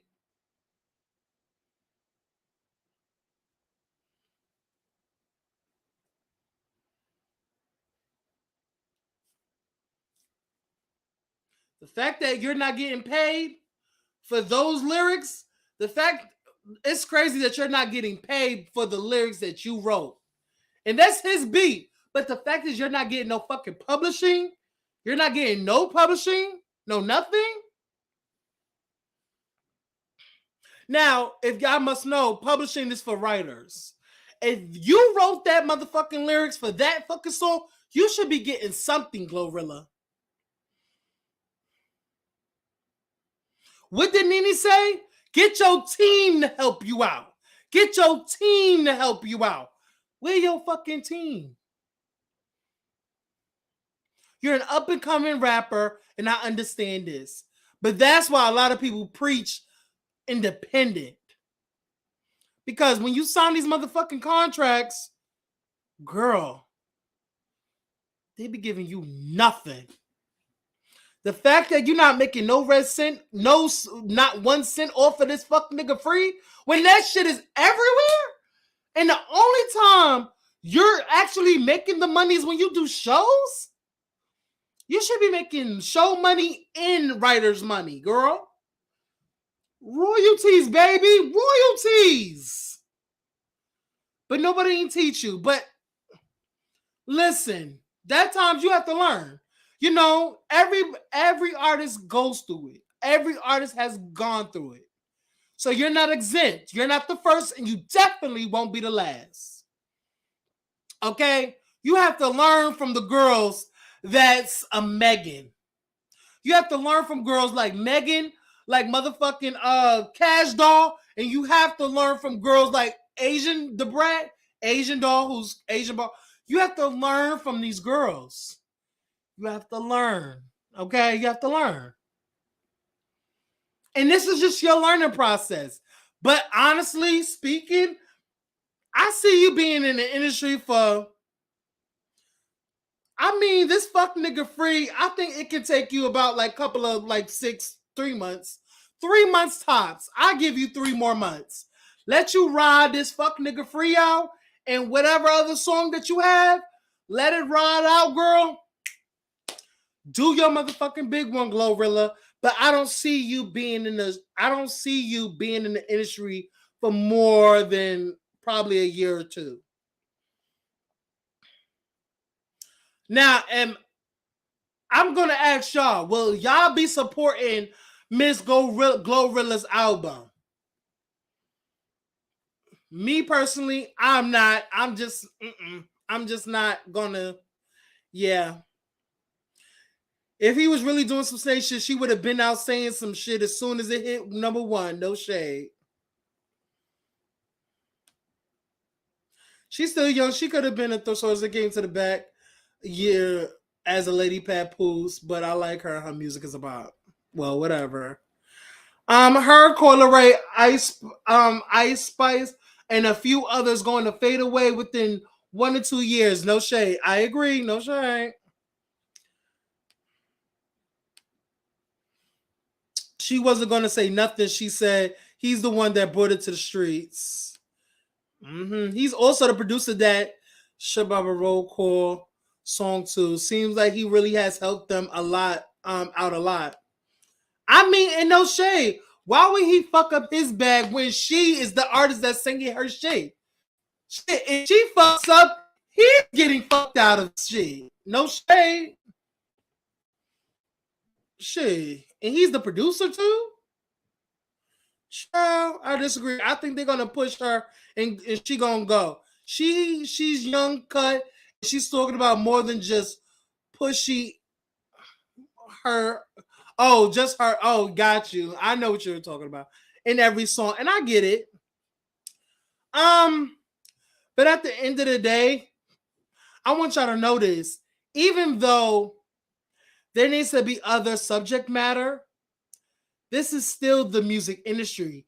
And the music industry for female rappers, I think somebody said this. To be a female rapper, girls will want to have to look like you, and the niggas would want to have to fuck you. Now, I don't know about Miss Glorilla. I don't think Glorilla has the it factor for me. And I'm gonna be real. I saw it for motherfucking Miss Cardi B. Now, I might not have saw it for her musically, but I saw it for her personality. Now, I said that she's probably gonna make it far because she has personality. She's funny, she has charisma, and she's very, very herself. She's herself. So I feel like she's gonna do good in the music industry. But Miss Glorilla, I don't see it for her. I just don't see it for her, you guys. I don't see nothing. I don't see pizzazz. I don't see nothing about her. I just don't. I don't see it. She's not giving me like spice. She's not giving me like boom, stepped in the room. She's not giving me when Little Kim came out, the motherfucker Apollo, scary as shit. But when she's done her first rap, I used to pack Max in Cadillacs, now I'm gaps in the act. Watch my niggas back. Nines in the store, Glocks in the bag. Max and Mini Martin's getting money with them A-Rabs. She don't give me pizzazz. She's not giving me, she don't give me that. I'm sorry. She don't give it to me. I'm sorry. I'm not buying. I'm not interested in Miss Glorilla.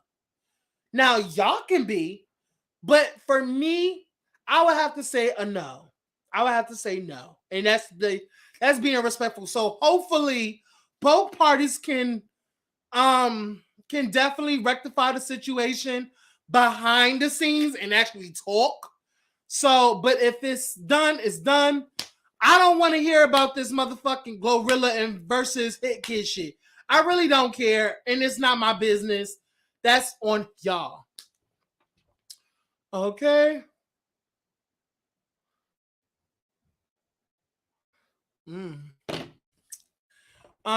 She's not from New York either. She got that southern twang that fits her. Yeah, maybe she should go into country rap or some shit. I don't know.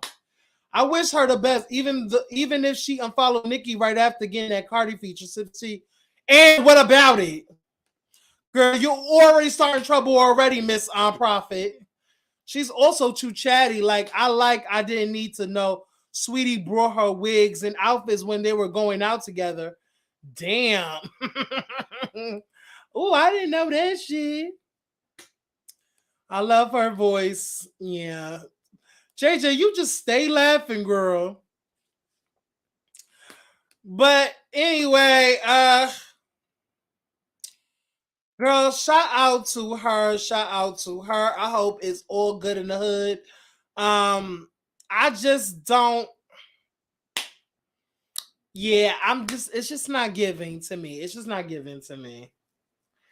Let's go on to the next, because I was gonna play a video of her talking about it, the situation, but she's just reiterating what she wrote in the tweets. So we can just move on to the next. The next person in pop culture we're gonna talk about is Kanye versus Drink Champs. Now, y'all. Oh, child. You and Prophet be funny? Girl, I pays the fuck out of Prophet. So, y'all, Drink Champs. Drink Champs, Drink Champs, Drink Champs. Let's talk about it. Recently, Kanye West got flamed, got a lot of backlash for his comments towards Jewish people and the now deceased the late George Floyd.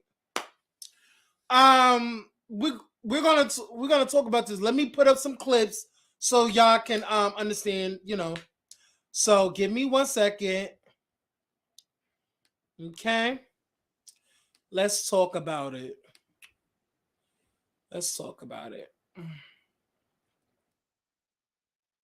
Okay.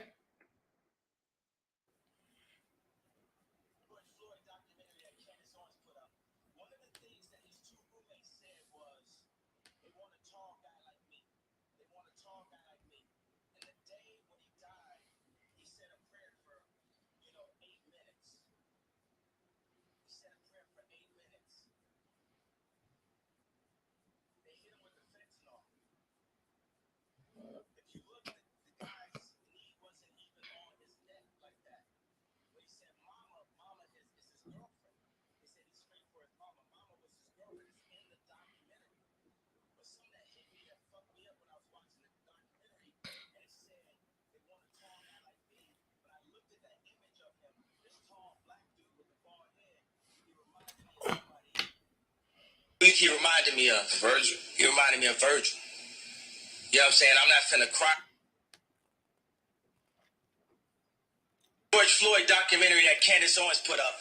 One of the things that his two roommates said was, they want a tall guy like me. They want a tall guy like me.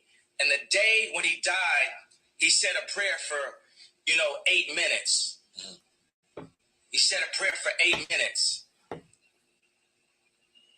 They hit him with the fentanyl. If you look, the guy's knee wasn't even on his neck like that. When he said mama is his girlfriend. They said he screamed for his mama. Mama was his girlfriend. It's in the documentary.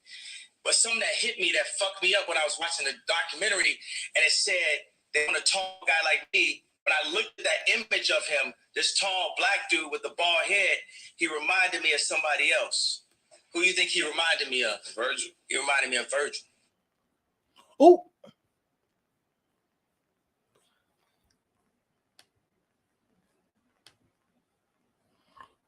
George Floyd documentary that Candace Owens put up. One of the things that his two roommates said was, they want a tall guy like me. They want a tall guy like me.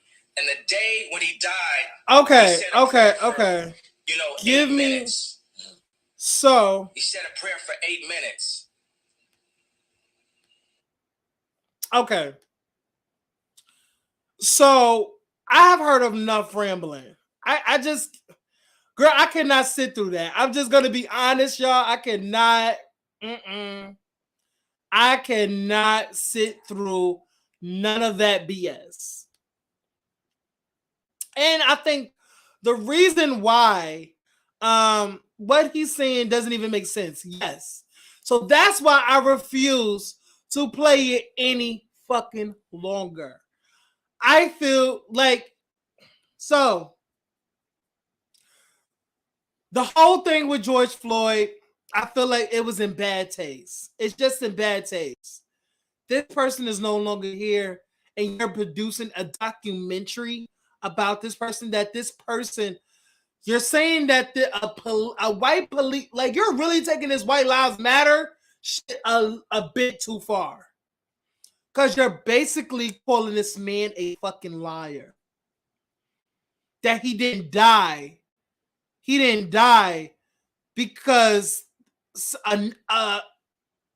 somebody's knee was literally on his fucking neck. And the fact that there was an autopsy done on him. Now, did the autopsy say that he had fentanyl in his system? The autopsy didn't say that he had fentanyl in him. Did it?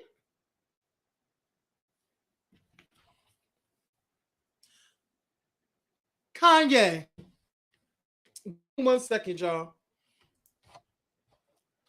Give me 1 second. Oh, shoot. Kanye motherfucking West. Okay, get Kanye West. And I'm gonna get to something because I'm gonna let y'all know something.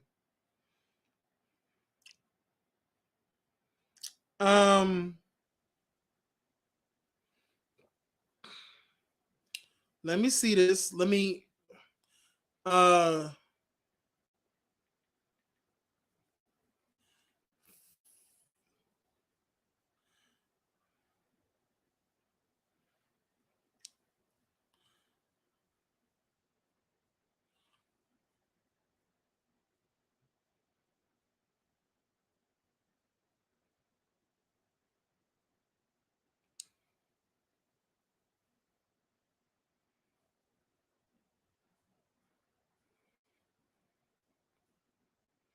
give me 1 second, y'all.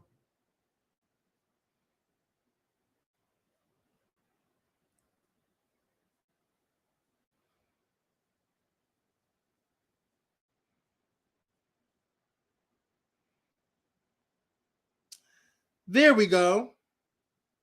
So we have an autopsy. I'm pulling up an autopsy. There we go. The autopsy is why he's being sued for $250 million since they debunked what he said already in court. This man, yes, heart disease and potential intox in the system.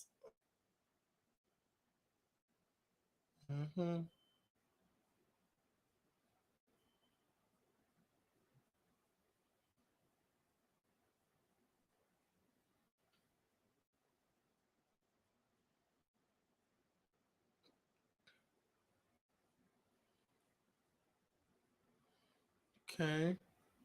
Let me see.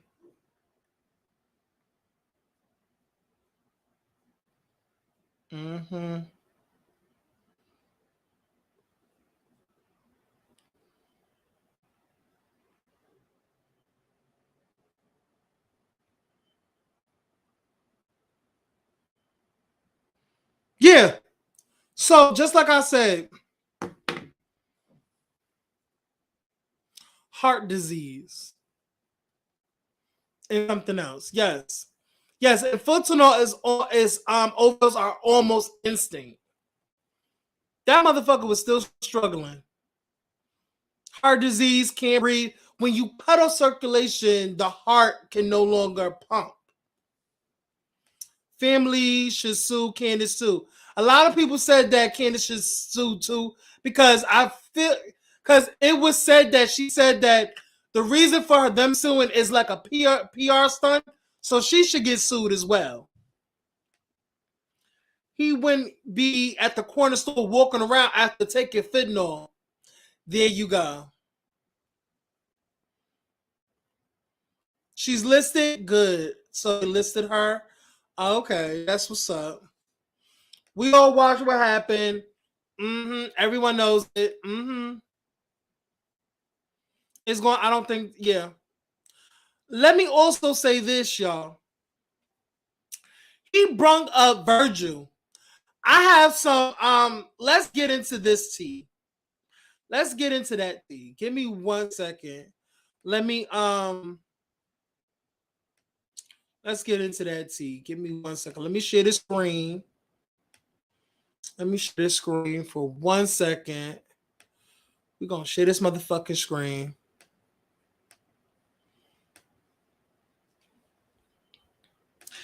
As y'all see right here, hey, Spicy, you see, Kanye likes to bring up Virgil a lot ever since Virgil has passed away suddenly, because let me just tell y'all, I didn't even know Virgil. I didn't even know. Nobody knew that Virgil was sick with cancer and was dealing with cancer privately. I felt like Virgil barely be on social media at that time. He was barely on social media.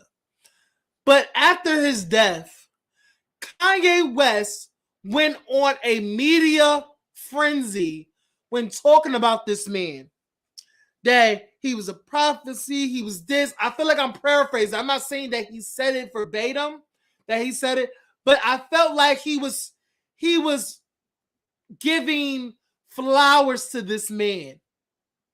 Now, one of Virgil's friends came out and basically spoke out against Kanye West about talking about Virgil all willy-nilly when he has been fake and has said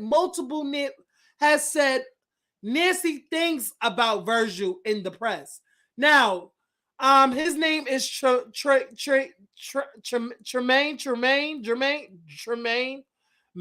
Maury. So it goes on to say on his Instagram post, I gotta draw the line at you using Virgil's death in your Yay is the victim campaign in front of your, I don't know that word, I'm not even gonna lie, peanut allegorium gallery. Your best friend Virgil, nigga, please. This time last year, you said Virgil's design are a disgrace to the Black community in front of all of your employees at Yeezy. Ask Lucette Holland, I got all the receipts. Don't let me get into the things you said about V after his death. Wow. You're talking about a dead man? You're talking bad about a dead man, Kanye? Wow. The things you said about V after his death. Yay. Tell the people why you didn't get invited to Virgil's actual funeral, the one before the public one at the museum, and why you weren't allowed to speak at the public funeral. You knew you weren't allowed to speak. Wait, you knew Virgil had terminal cancer and you wrote on him in group chats at Yeezy interviews and songs, etc. You are so broken. Keep Virgil's name out of your mouth. Keep Gabriel's name out of your mouth. I think it's Gabriel name out of your mouth. You're not a victim. You're just an insecure narcissist that's dying for validation from the fashion world. Take care. At least we'll always have Uganda.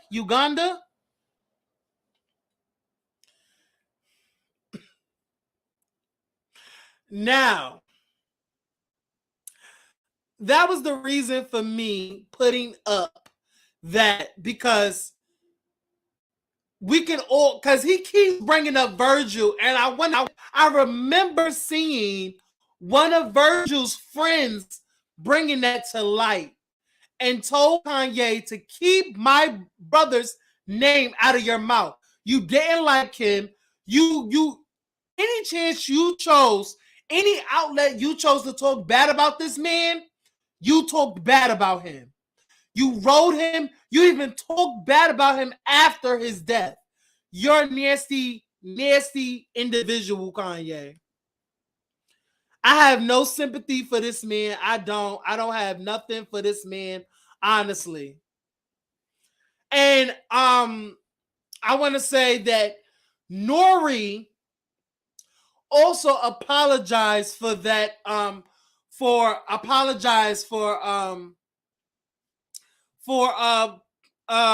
the comments that Kanye was spewing. You know, the Jewish, you know, shitting on the Jewish community, talking about George Floyd. Nori literally apologized to the public. I think also Whack 100 also came out and told him, why are you apologizing instead of deleting the interview? Because you're doing more harm than right by keeping that interview up. So what happened, you guys? What happened? Y'all already know what the fuck happened. That shit got taken down immediately. That shit got taken down immediately. Okay? That shit got taken down fucking immediately. Okay?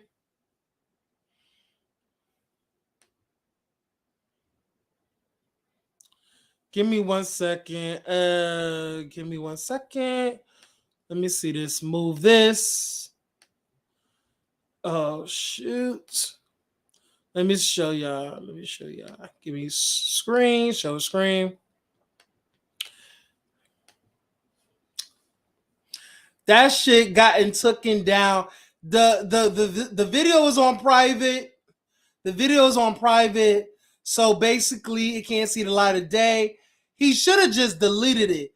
But I feel like he still wanted the views, because if you do put the video on private, you guys, you still get to keep the views.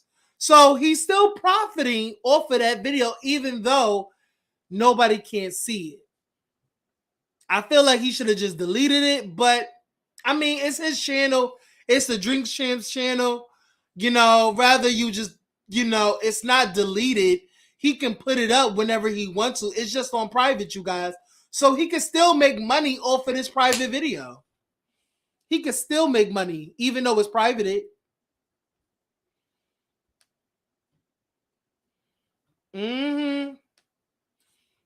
I'm surprised you got clips. I mean, these are from the blog, so I think the blogs do, you know, make my job a bit easier. And y'all already know that and y'all already know this. Mother of George Floyd daughter reportedly files $250 million lawsuit against Kanye for the comments on his death. When I tell you it pays to shut the fuck up, it pays to really shut the fuck up. If you don't know something, it pays to shut the fuck up. And literally mind your business and not speak on something that you don't know of. You know what I'm saying? If you don't know, shut the fuck up. So, we want to give Kanye a good fuck you, shut your mouth, seek help, and you got too much in your life to deal with already. So, keep George Floyd names out your mouth, keep Virgil's name out of your mouth, and just keep people's name out of your mouth. You just like to, you know what? Remy said this. People just like to talk because they have lips. You can just easily log the fuck off. And first of all, why the fuck are you doing an interview anyway? You ain't got shit to promote.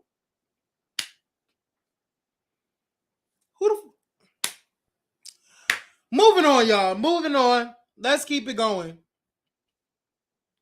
Let's keep it going, you guys. Let's keep it going. We have the next one. Now, this is a doozy, y'all. We have Armon Wiggins versus Jason Lee. Now, this is a segment that I really want to get into. Oh, and fuck Candace Owens as well. No shade. Fuck Candace Owens as well. So, let's get into some shit. Okay, I hope this was a wake-up call to Nori to stop drinking so heavily. He's still gonna drink. Okay, so yeah. I hope they can they sue too, since Kanye said he got that false info from her documentary. Sue the motherfucking pants off that bitch. Let's talk about Armon and motherfucking Jason. So, let's start here. Who's surprised? I think I put it on my community tab that who else was surprised about this falling out? Who else was surprised? And I'm not smiling because I'm giddy that I'm happy about them falling out, because let's get this straight. I don't know neither one of them. I don't. I have never met them in person. I don't know shit about their family life. I only know what they give us. Okay? I don't know. I don't watch enough of Armon to know his family life. I think he said something about his father, what his father's going through. I think he's in a relationship with someone. I don't know I think he said this. He has a relationship, his man. That's all I know. I don't know about his mother. I think his mother is good. I don't know about his family. I don't know nothing personal about this man. Now, Jason, on the other hand, he has said countless times that he came from a crackhead mother. He came from a drug addicted mother. That he ended up in foster home. He went from foster home to foster home. He lost some of his siblings due to gun violence. He has had a very hard life. He has fought all his life. You know, all my life I had to fight. And I kill him dead before I let a heartbreak beat me. Like all of that shit. You know what I'm saying? After all, that was, yeah. I would say this. I watched the video with Armon. I watched it. I cackled. I wasn't surprised by any fucking thing that he said, because I myself have seen Jason Lee in action on Beagle, and the way he talks about people and the way he wants to pull in people, but also keep them at a distance because he don't trust nobody. He feels like people are just lashing onto him to get a come up. And no shade, why is that a bad thing? When you want to level up in life and wants to work for it and wants to work, but it's even easier when you have somebody who is sort of like a gatekeeper to show you the ropes and actually bring you along their journey. So,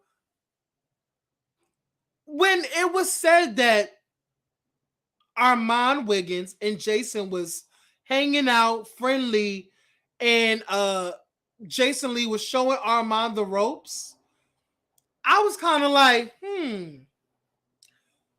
no shade, you guys. I was like, I wonder how long this is gonna last. Like, honestly, how long is this gonna last before they start ripping each other's weaves out and start catfighting at each other and start throwing really ridiculous shade? Honestly, I was like, I'm just gonna time it. And it really wasn't that long because, no shade, our mom made it known that it didn't happen when the Tiffany Haddish video, when he spoke on Tiffany Haddish and the Aries situation about how Tiffany Haddish paid off the people because of the sexual harassment video with the kids and Aries Spears, and now you know all that stuff. And y'all know, and I don't know if y'all know, is that Jason Lee and Tiffany Haddish are cool, are friends. So the fact that Armon, who was supposed to be a mentee to Jason Lee, and Jason Lee is supposed to be the mentor showing Armon the ropes or how shit goes and helping him out with certain things, it's best not to speak on my friends. So we already knew it was a problem when Armon spoke about it. But what we didn't know that it was a long time coming, and it was already beef in the air. It's already been a problem.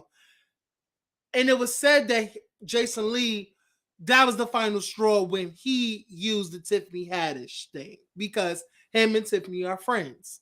Now, when I tell y'all, Armon wore Jason the fuck out in that video. Basically, just here's the receipts. Take it for what you will. It was the girl saying that, girl, I asked you multiple times to do something for me. Every time you needed something from me, I was on the phone, guiding you, teaching you how to do certain things. But you couldn't give me one cookie. You couldn't give me one chip. You couldn't give me shit. Not even a verification? A blue check, bitch? Not even that? Also, not even a light? A light guy? So I could get a lighting? So I could have a lighting in here? A Pacific lighting? You couldn't even give me that. You left me on red several times, Jason. And then when I asked, is there a problem? Girl, you give me a whole fucking thesis paper on, girl. Basically, you don't want this problems. I will make it very hard for you. You did this. You have to own the fact that you did this and not me. It was a clear narcissistic behavior and ego. But honestly, Armon, what makes you think that you exempt from it? We have seen Jason Lee be so disrespectful to so many other people. And I understand, you probably thought that Karen Civil and many others tried to shit on Jason and his company, Hollywood Unlocked. That he has been shitted on and talked to badly and given the runaround. So he wouldn't do that to you. Baby, when you get to the top and when you get to that spot in life where you're not ready to dedicate yourself in helping somebody, then you kind of like, maybe this person is not for me. Maybe this person wants bad for me. And no shade, it's a clear indication of big fish fuck with small fish. Big bank take little bank. This is a clear indication of a bitch is bothered by your talent, Armon.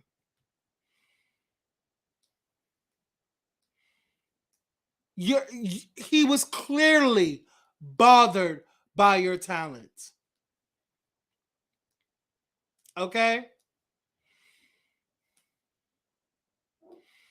We all saw the growth in when he used to go live and all this, and he had the sound effects, he had the soundboards and all these sound effects. No shade, you guys. I want a soundboard as well. I really want to be like applause. I want a soundboard. I'm gonna get a soundboard, you guys. Honestly, I want a soundboard. I do. I really want a soundboard. I want sound effects. I want a voice changer. Like, I want all that. I think all that, y'all already know I'm very dramatic. So I can't wait till I get all that stuff. I can't wait till I get a soundboard so I can press applause, boo, slash, and all this other shit. I feel like it's gonna be fun, and I'm gonna carry on it. Y'all know how I carry already. But bitch, watch when I get a soundboard. Watch when I get a soundboard. I'm gonna go crazy. Y'all already know. But anyway, going back to Jason, Armon versus Jason. Baby, Armon. I'm gonna say this, y'all. I am Team Armon. I am Team Armon Wiggins to the motherfucking fullest. Armon is one talented person. He didn't need, you know what? It's only gonna take the right people to put Armon in the right spaces, genuinely wanting him to elevate and wanting to see him win so fucking bad. And I can't wait for that specific person to do that for him. And no shade, Armon, when you get into the bed with a devil, you actually have the devil all on you. No shade. And basically, I could have told you, girl, getting into bed with Jason just because he invited you to a couple of places so you can network. And I understand networking. I understand. You wouldn't have been in those places if it wasn't for Jason. But baby, your personality alone trumped the likes of Cardi. For Cardi to go on her platform and shout you out, that is big. He didn't. When I tell you, I think that was the catalyst. That was the soul catalyst of why him and Cardi had a little bit of riff. I'm talking about Jason. Baby, when Cardi singled you out and called you by name, that was iconic. And I bet you your timeline flooded with love. Armon, even Stevie Wonder could have saw how this was going to turn out. Both of y'all have very polarizing personality. Y'all have big, first of all, a personality like Jason and your personality, baby, it was bound to clash. It was bound to clash. Because two people with fiery personalities cannot be in business together because it's going to be an inferno of problems. It can either be good or it could be bad. But when you have two people and two gays, okay, two black gays at that, who has very, very strong opinions, and stand in their shit and don't take no mess. If something were to transpire and turn that friendship upside down, baby, I knew it was going to be a series of tweets. I knew there was going to be a live that was going to be scheduled. And I knew the fact that either party was going to take it there. Because both of them hoes are receipt girls. They keep their motherfucking receipts. When they feel like, oh, bitch, I see who you are. If there ever comes a time where you try me and I don't like something of you, bitch, I'm going to pull out motherfucking receipts. But that's when you have to look at both parties and be like, if y'all could pull out receipts so motherfucking quickly, you're never to be trusted in the fucking first place. I'm just going to be honest right then and there. I'm just going to be honest. It's just being honest. Armon Wiggins, and it was bound to clash regardless of the good things that they went through or whatever. The fact that Jason Lee went to your birthday party and not even happy birthday to you, and then when somebody of his colleague or his team says hi and happy birthday to you, start talking to you, he basically was like, bitch, come over here. Pick a side. Either you're on his side or my side. Pick one. And you already know what side they was going to be on because Jason holds all the power. For whatever reason, relationships is key. At the end of the day, relationships is key. And Cardi, as a celebrity, could only do so much. And honestly, Armon, you have one of the most amazing girls, and you have a friend in Cardi B. You have a friend, so don't fuck that up. And honestly, I think somebody else told me this, Armon. You don't know who is in your chat. You don't know who is watching you, Armon.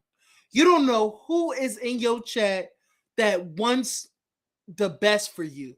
That is talking to executives, talking to business reps, and wants you to win that bad because of this situation, Armon.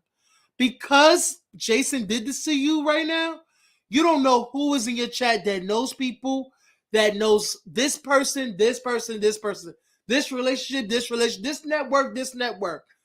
It's all about relationship. If you don't know who that's in your chat that keep constantly cash apping you and super chatting you, you don't know who is in that chat. And that person can be a blessing to you. That person can be a blessing to you and wants you to win and not be a fucking hater because they feel like you can be a threat in the long run. That's why that person didn't want you to take a pic with Kanye. That person didn't want you to talk to Cardi B no more. Or that person told everybody in his motherfucking team to unfollow you. All that can be fucking true. And it doesn't matter because something was done to him that he wouldn't do it, but never say never. With knowing the history and what Jason Lee has done to people and is currently doing, baby, I wouldn't. I don't care. Morals and wanted to be in a space or not, wanted to be in those spaces or not, Armon. You don't do dinner with the devil.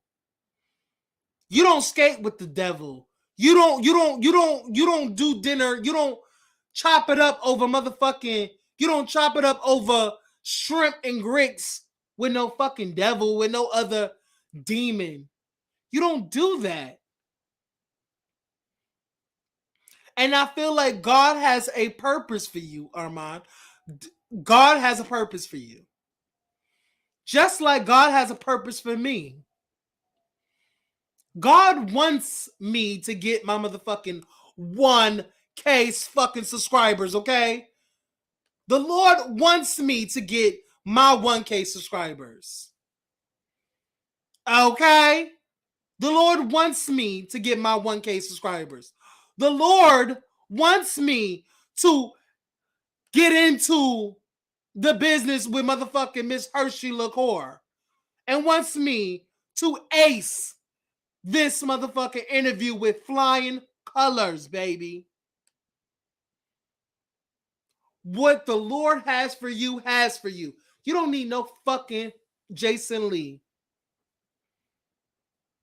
And listen, at the end of the day, it's two sides to a story. Jason has yet to tell his side. And let me just tell you this. I don't give a fuck. Because I am a testament of when you are talented, you don't need to be under a motherfucking hater. And y'all already know who the fuck I'm talking about. A bitch that thinks that thinks that they're mentoring you and want to show you the ropes, but secretly is a fucking hater. That person don't wish you no good. That person will talk shit about you, talk shit, just drag your name through the mud, do several videos of talking bad about you. Baby, I know what a hater looks like. Trust me. Yeah.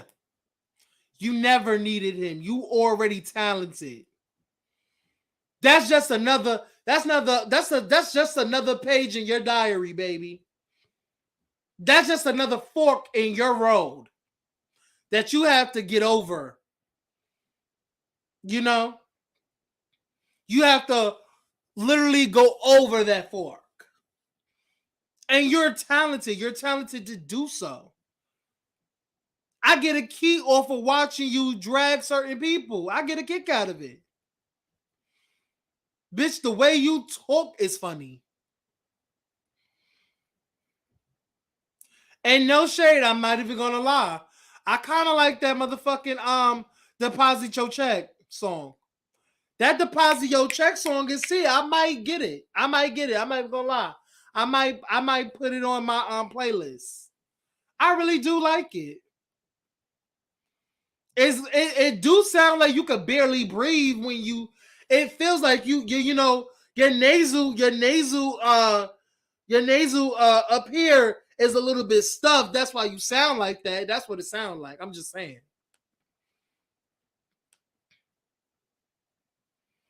I'm just being real. What's for you is what's for you. Most definitely, Spicy. And I'm going to also say this. Pick your poison. Have genuine. Honestly, there are genuine people who want to see you win. I swear, all of my supporters want to see me win. And also, there are people out there that really wants to put you in a position like, I'm going to tell y'all a good example. It's okay, and I'm going to say this, it's okay to be genuine. It's okay to be genuine, have genuine relationships. There's a person, and y'all already know her, Rachel. y'all know Rachel, who is doing G Status LA, but she's also the camera person for the Neighborhood Talk. Now, I didn't know that she was in the Neighborhood Talk at the time. She was a part of Chasing. She wasn't a part of the Neighborhood Talk at that time. So my relationship with Rachel is very fucking genuine. I actually love me some Rachel. I actually met Rachel. Now this go round, we couldn't meet up because I had work and she was doing the VMAs. But that is somebody,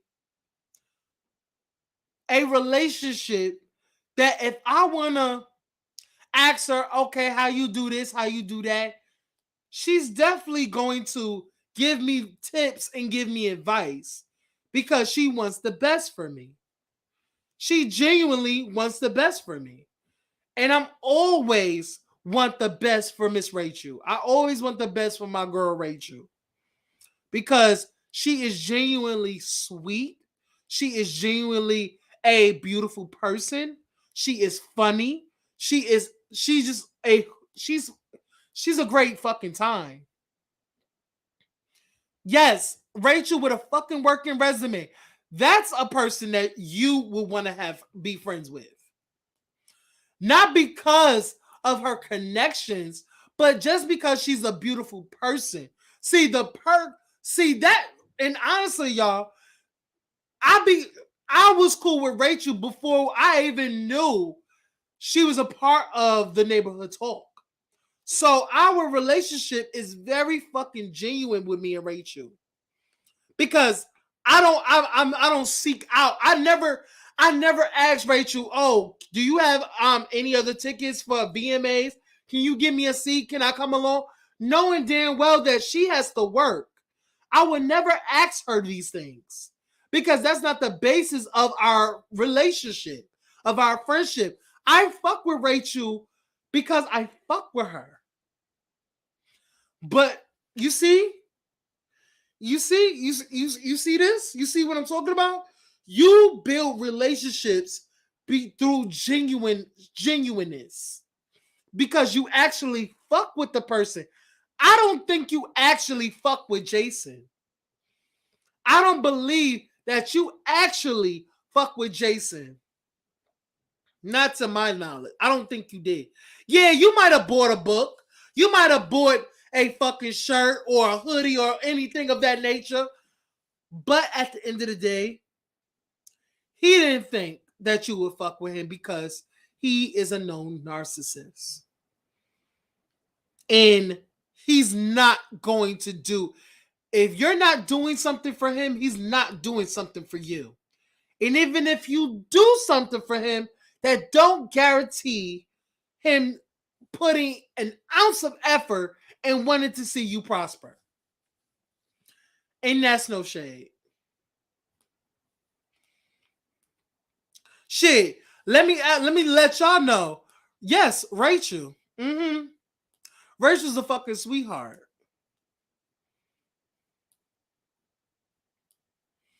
Yeah, my girl has direct ties to one of the most renowned blogs on Instagram. The Neighborhood Talk is everywhere. Everybody is always mentioning the Neighborhood Talk. My girl is a part of that. And every time I tell the girls her resume, they want to be friends with her. But baby, my girl knows who's friends with her out of genuineness and who's out to have a relationship with out of certain, like, you know what I'm saying? My girl knows who's real and who's fake. Because every time I tell the girls right now, you might want to shut your fucking mouth. Because my girl, she's doing something amazing. She's that girl. So you might want to ease up off of her. I remember we was on a motherfucking panel when the girls was gagging. They was trying to play my girl to the left, and I had to tell these bitches, don't try her. Bitch, don't try her. Cause baby, you might want to keep it cute on her because bitch, guess what? She's the camera girl. She's the camera girl for motherfucking the neighborhood talk. What you might want to do is you might want to get off of her. Get off of her. Get off of her. And when I told them that, they was like, oh shit, she's really got a resume. Yeah, bitch. Yeah. Get off of my girl. Every time the girls be gagging at the mere fact that she works for the motherfucking neighborhood talk. Shit, she was just on live with motherfucking Kyle. She was just on live with motherfucking Kyle at Brooks Bailey's daughter's celebration of life. She was recording it on live. And Brooke Bailey actually added the neighborhood talk and wanted them there to capture everything. Brooke Bailey wanted that to happen.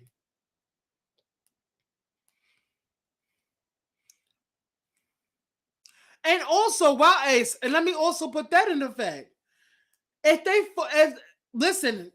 fall back in, that's on Armon and that's on Jason. If they patch it up and come together, that's on them. That has nothing to do with me. They are both. They can do whatever the fuck they want to. But I'm saying is this: you watch who you be around. Watch who you be in your space. Let be in your space or give certain ideas to. Because not everybody is for you. And that's just true, T. Not everybody is for you. So, that's all I wanted to do with that. Y'all already know what has transpired. He put out all the receipts. Jason has yet to respond. It is what it is. If he don't, I don't give a fuck. But shout out to Armon for just getting it off his chest. And first of all, shout out to Armon for having 11K in his motherfucking chat. 11,000 people. He had 11,000 people in his motherfucking chat. Shout out to Armon. Shout out to Armon. You deposit your motherfucking check. Do your thing, baby. You're another black gay creator dipping and doing it. I wish the best. Keep doing it, baby. Keep doing it. So I just wanted to shout out to Armon. It was up to at one point. Yeah, so 11, 13, 12, doesn't matter. You had a lot of bitches in your chat. But shout out to you. Thank you, Spicy. Let's go on to the next topic. The last and final topic has to deal with Megan. Now, it was said that Megan got robbed. Her home got raided. They stole a lot of stuff. Let's get into it. Let's definitely get into it. Give me 1 second. Okay, let me get into that. And this is going to be our last and final topic, y'all. This is going to be our last and final topic because I have to get to work. Okay. So, Megan Thee Stallion robbed up to $400,000 in jewelry and cash and more.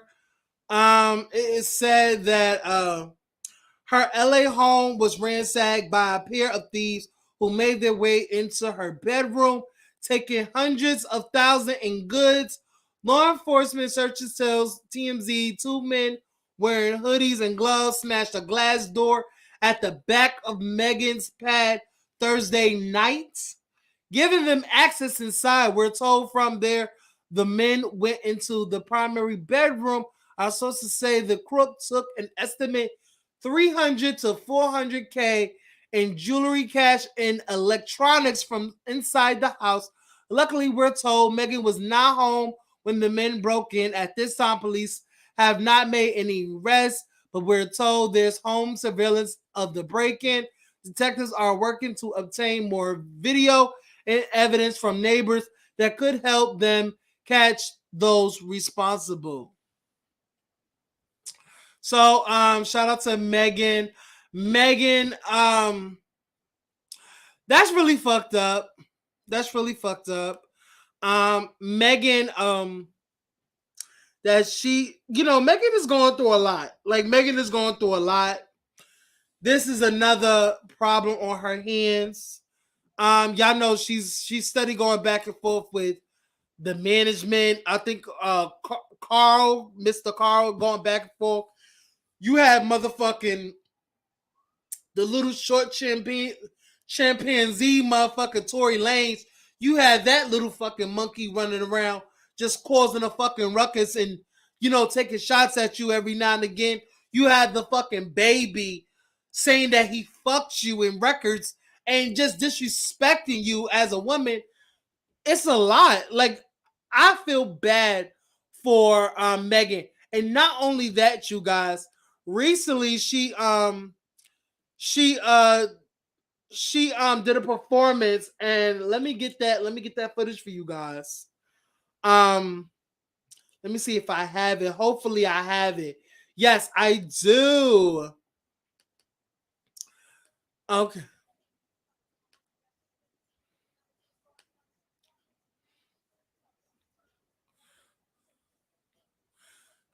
Mm.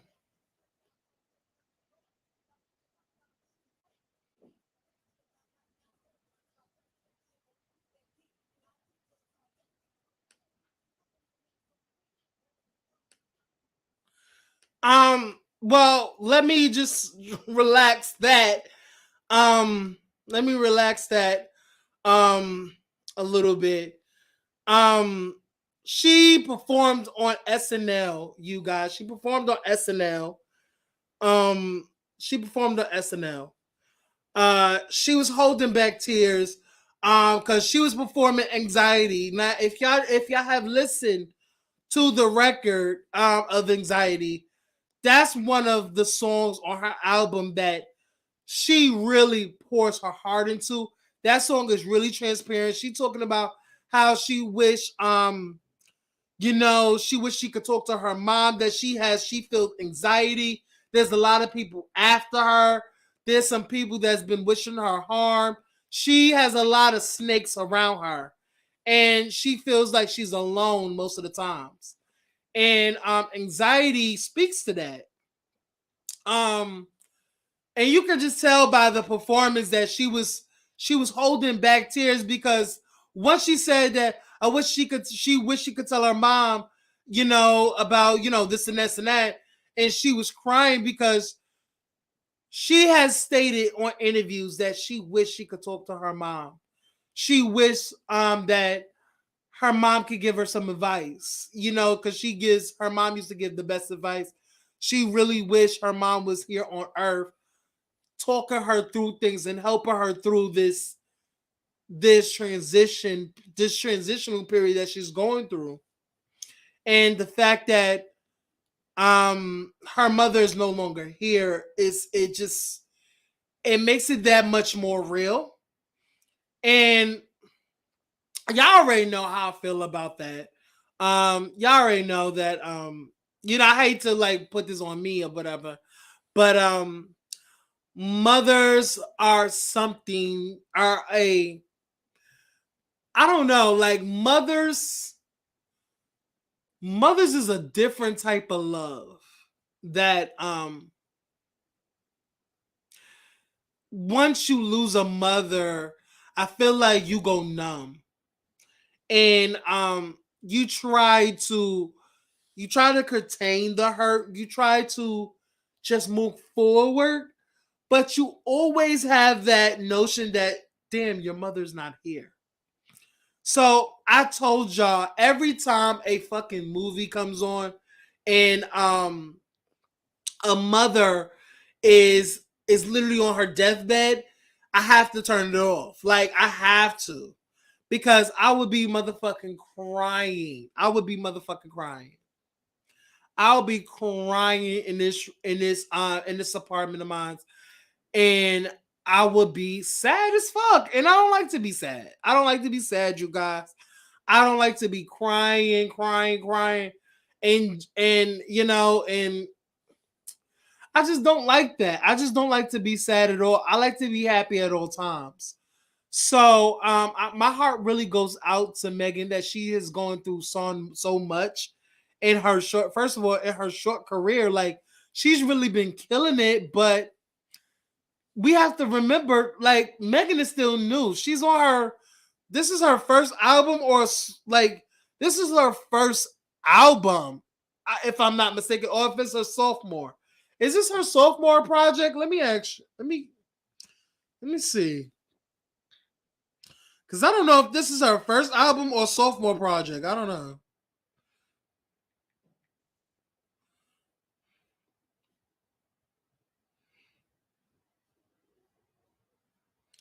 Let me see.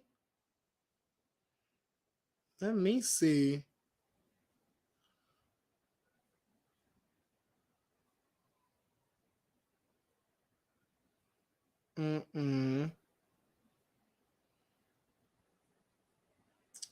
Child, what is this motherfucking album, girl? Come on, girl. Oh, this is her sophomore. Because her last debut album was Good News. So this is her sophomore. Okay, yeah, this is her sophomore. Period.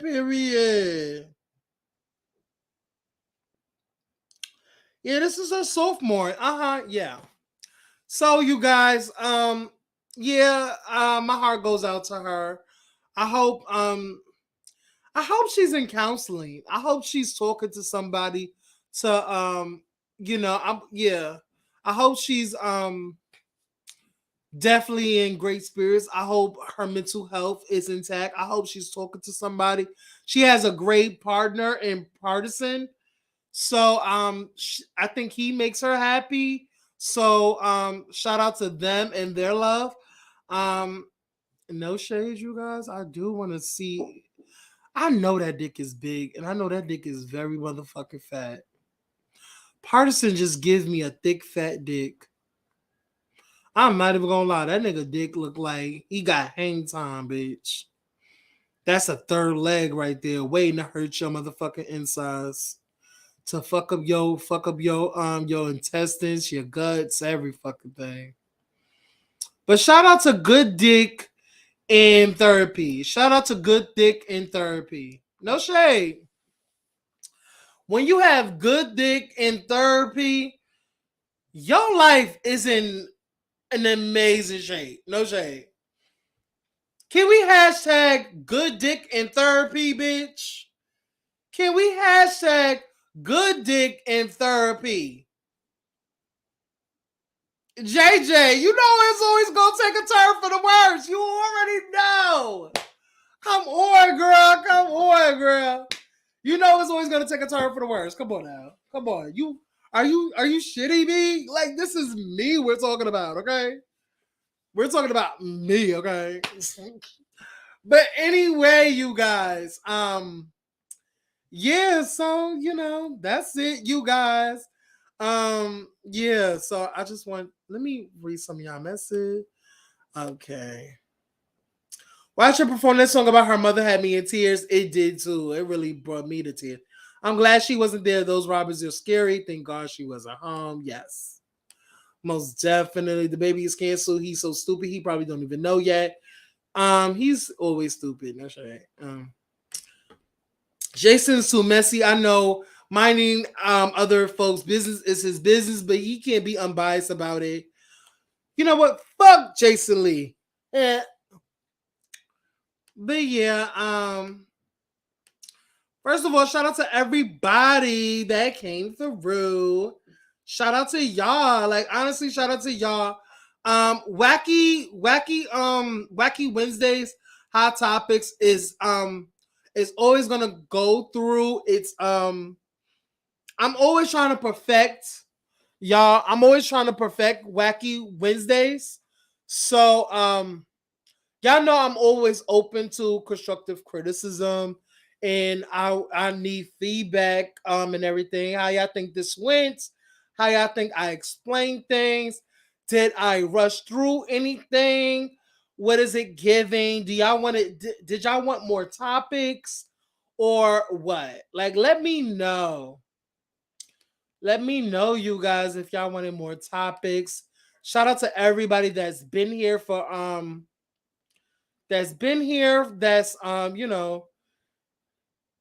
for coming through. Shout out to y'all. It's really a good time, honestly. I want everybody to know that Roscoe just emailed you too. Okay. Don't shit. Okay. All right.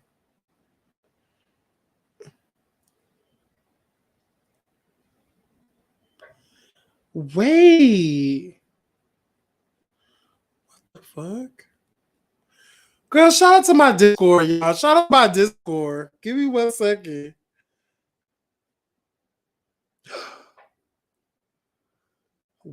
What?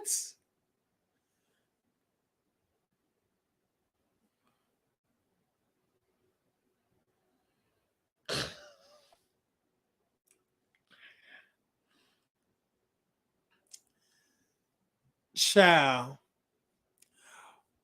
Ciao. Ciao.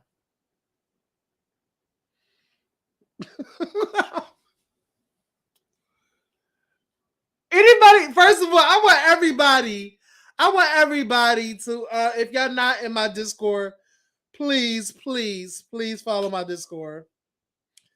What the fuck?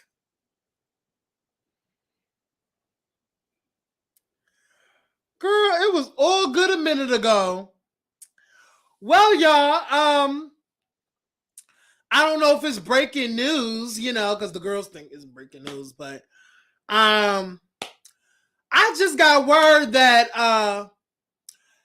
Mr. Karan and Reese G ended their partnership. The retreat and the Come Up Dallas will no longer be on Gemini Films. So, sorry to hear that. I don't know where Reese's going to take the retreat. I don't know if he's coming back to chasing. I don't know. I don't know what Reese going to do. It probably be on the Reese Productions. I don't know, Chair. But yeah, y'all. So yeah, damn already. This DJ's like, damn already? Girl, yeah. Yeah, so sorry for ya. Hey, chat. They ended their partnership, girl, while I'm on live too.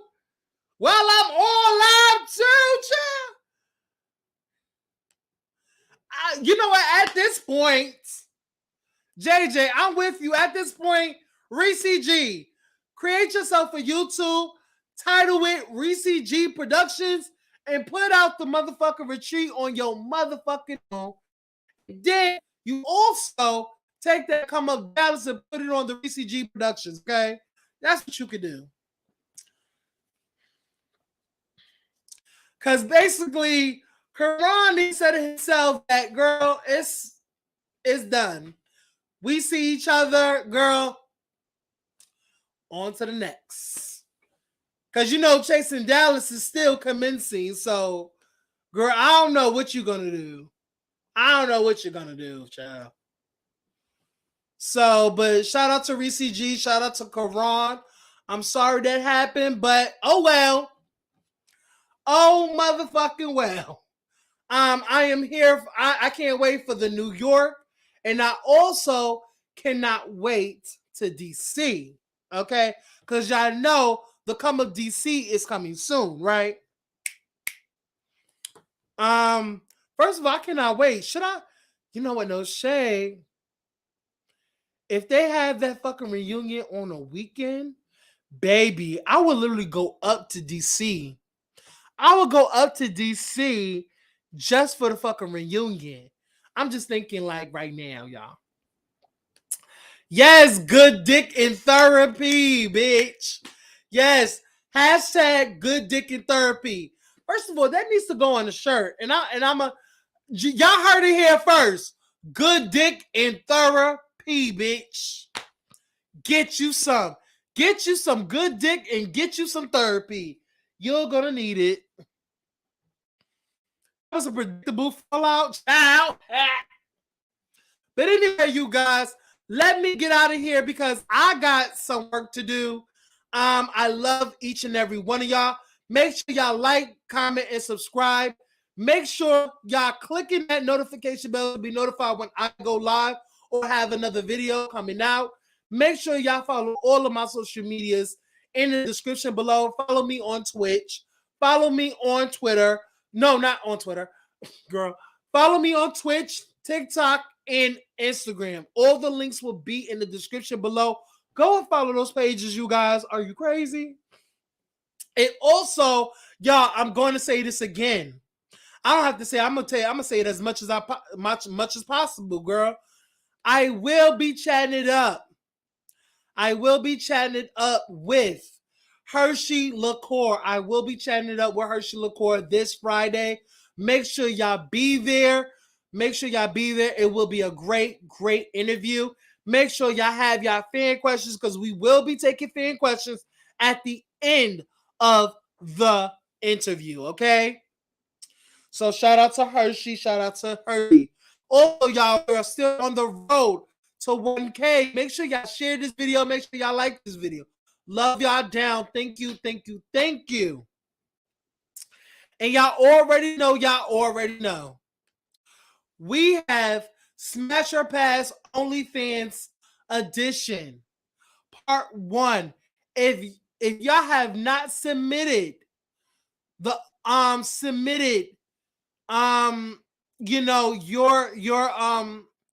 your OnlyFans person, y'all could submit me as much as possible. So if y'all have a list of OnlyFans girls, y'all can just send me a list of them, and I will go through. Y'all can send me whatever y'all want to send me. Send me their OnlyFans tag names, and if y'all want to do that, y'all don't have to just do 3. I'll just go through them.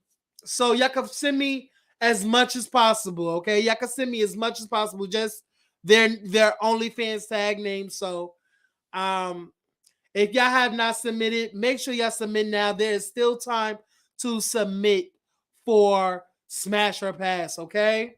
OnlyFans edition, okay? And this is the email, y'all. So for submissions, email me at thelovableguy@gmail.com. Make sure y'all submit, okay? Anybody who want to be a part of Smash or Pass Part 1 OnlyFans edition, email me your submissions to thelovableguy@gmail.com. Thank you, and y'all have a great, great rest of y'all day. I love y'all down. Make sure y'all have a great, great rest of y'all Wednesday, a great rest of y'all day. Let's cut up in the Discord. Let's cut up. Let's cut up in the Discord. Let's do our shit. No shade. I'll be in the Discord with y'all so we can cut up and everything and talk, all the shit that we want, all that. So make sure y'all like, comment, subscribe. I'll see y'all later. Bye, y'all. Bye, shaders. Love y'all.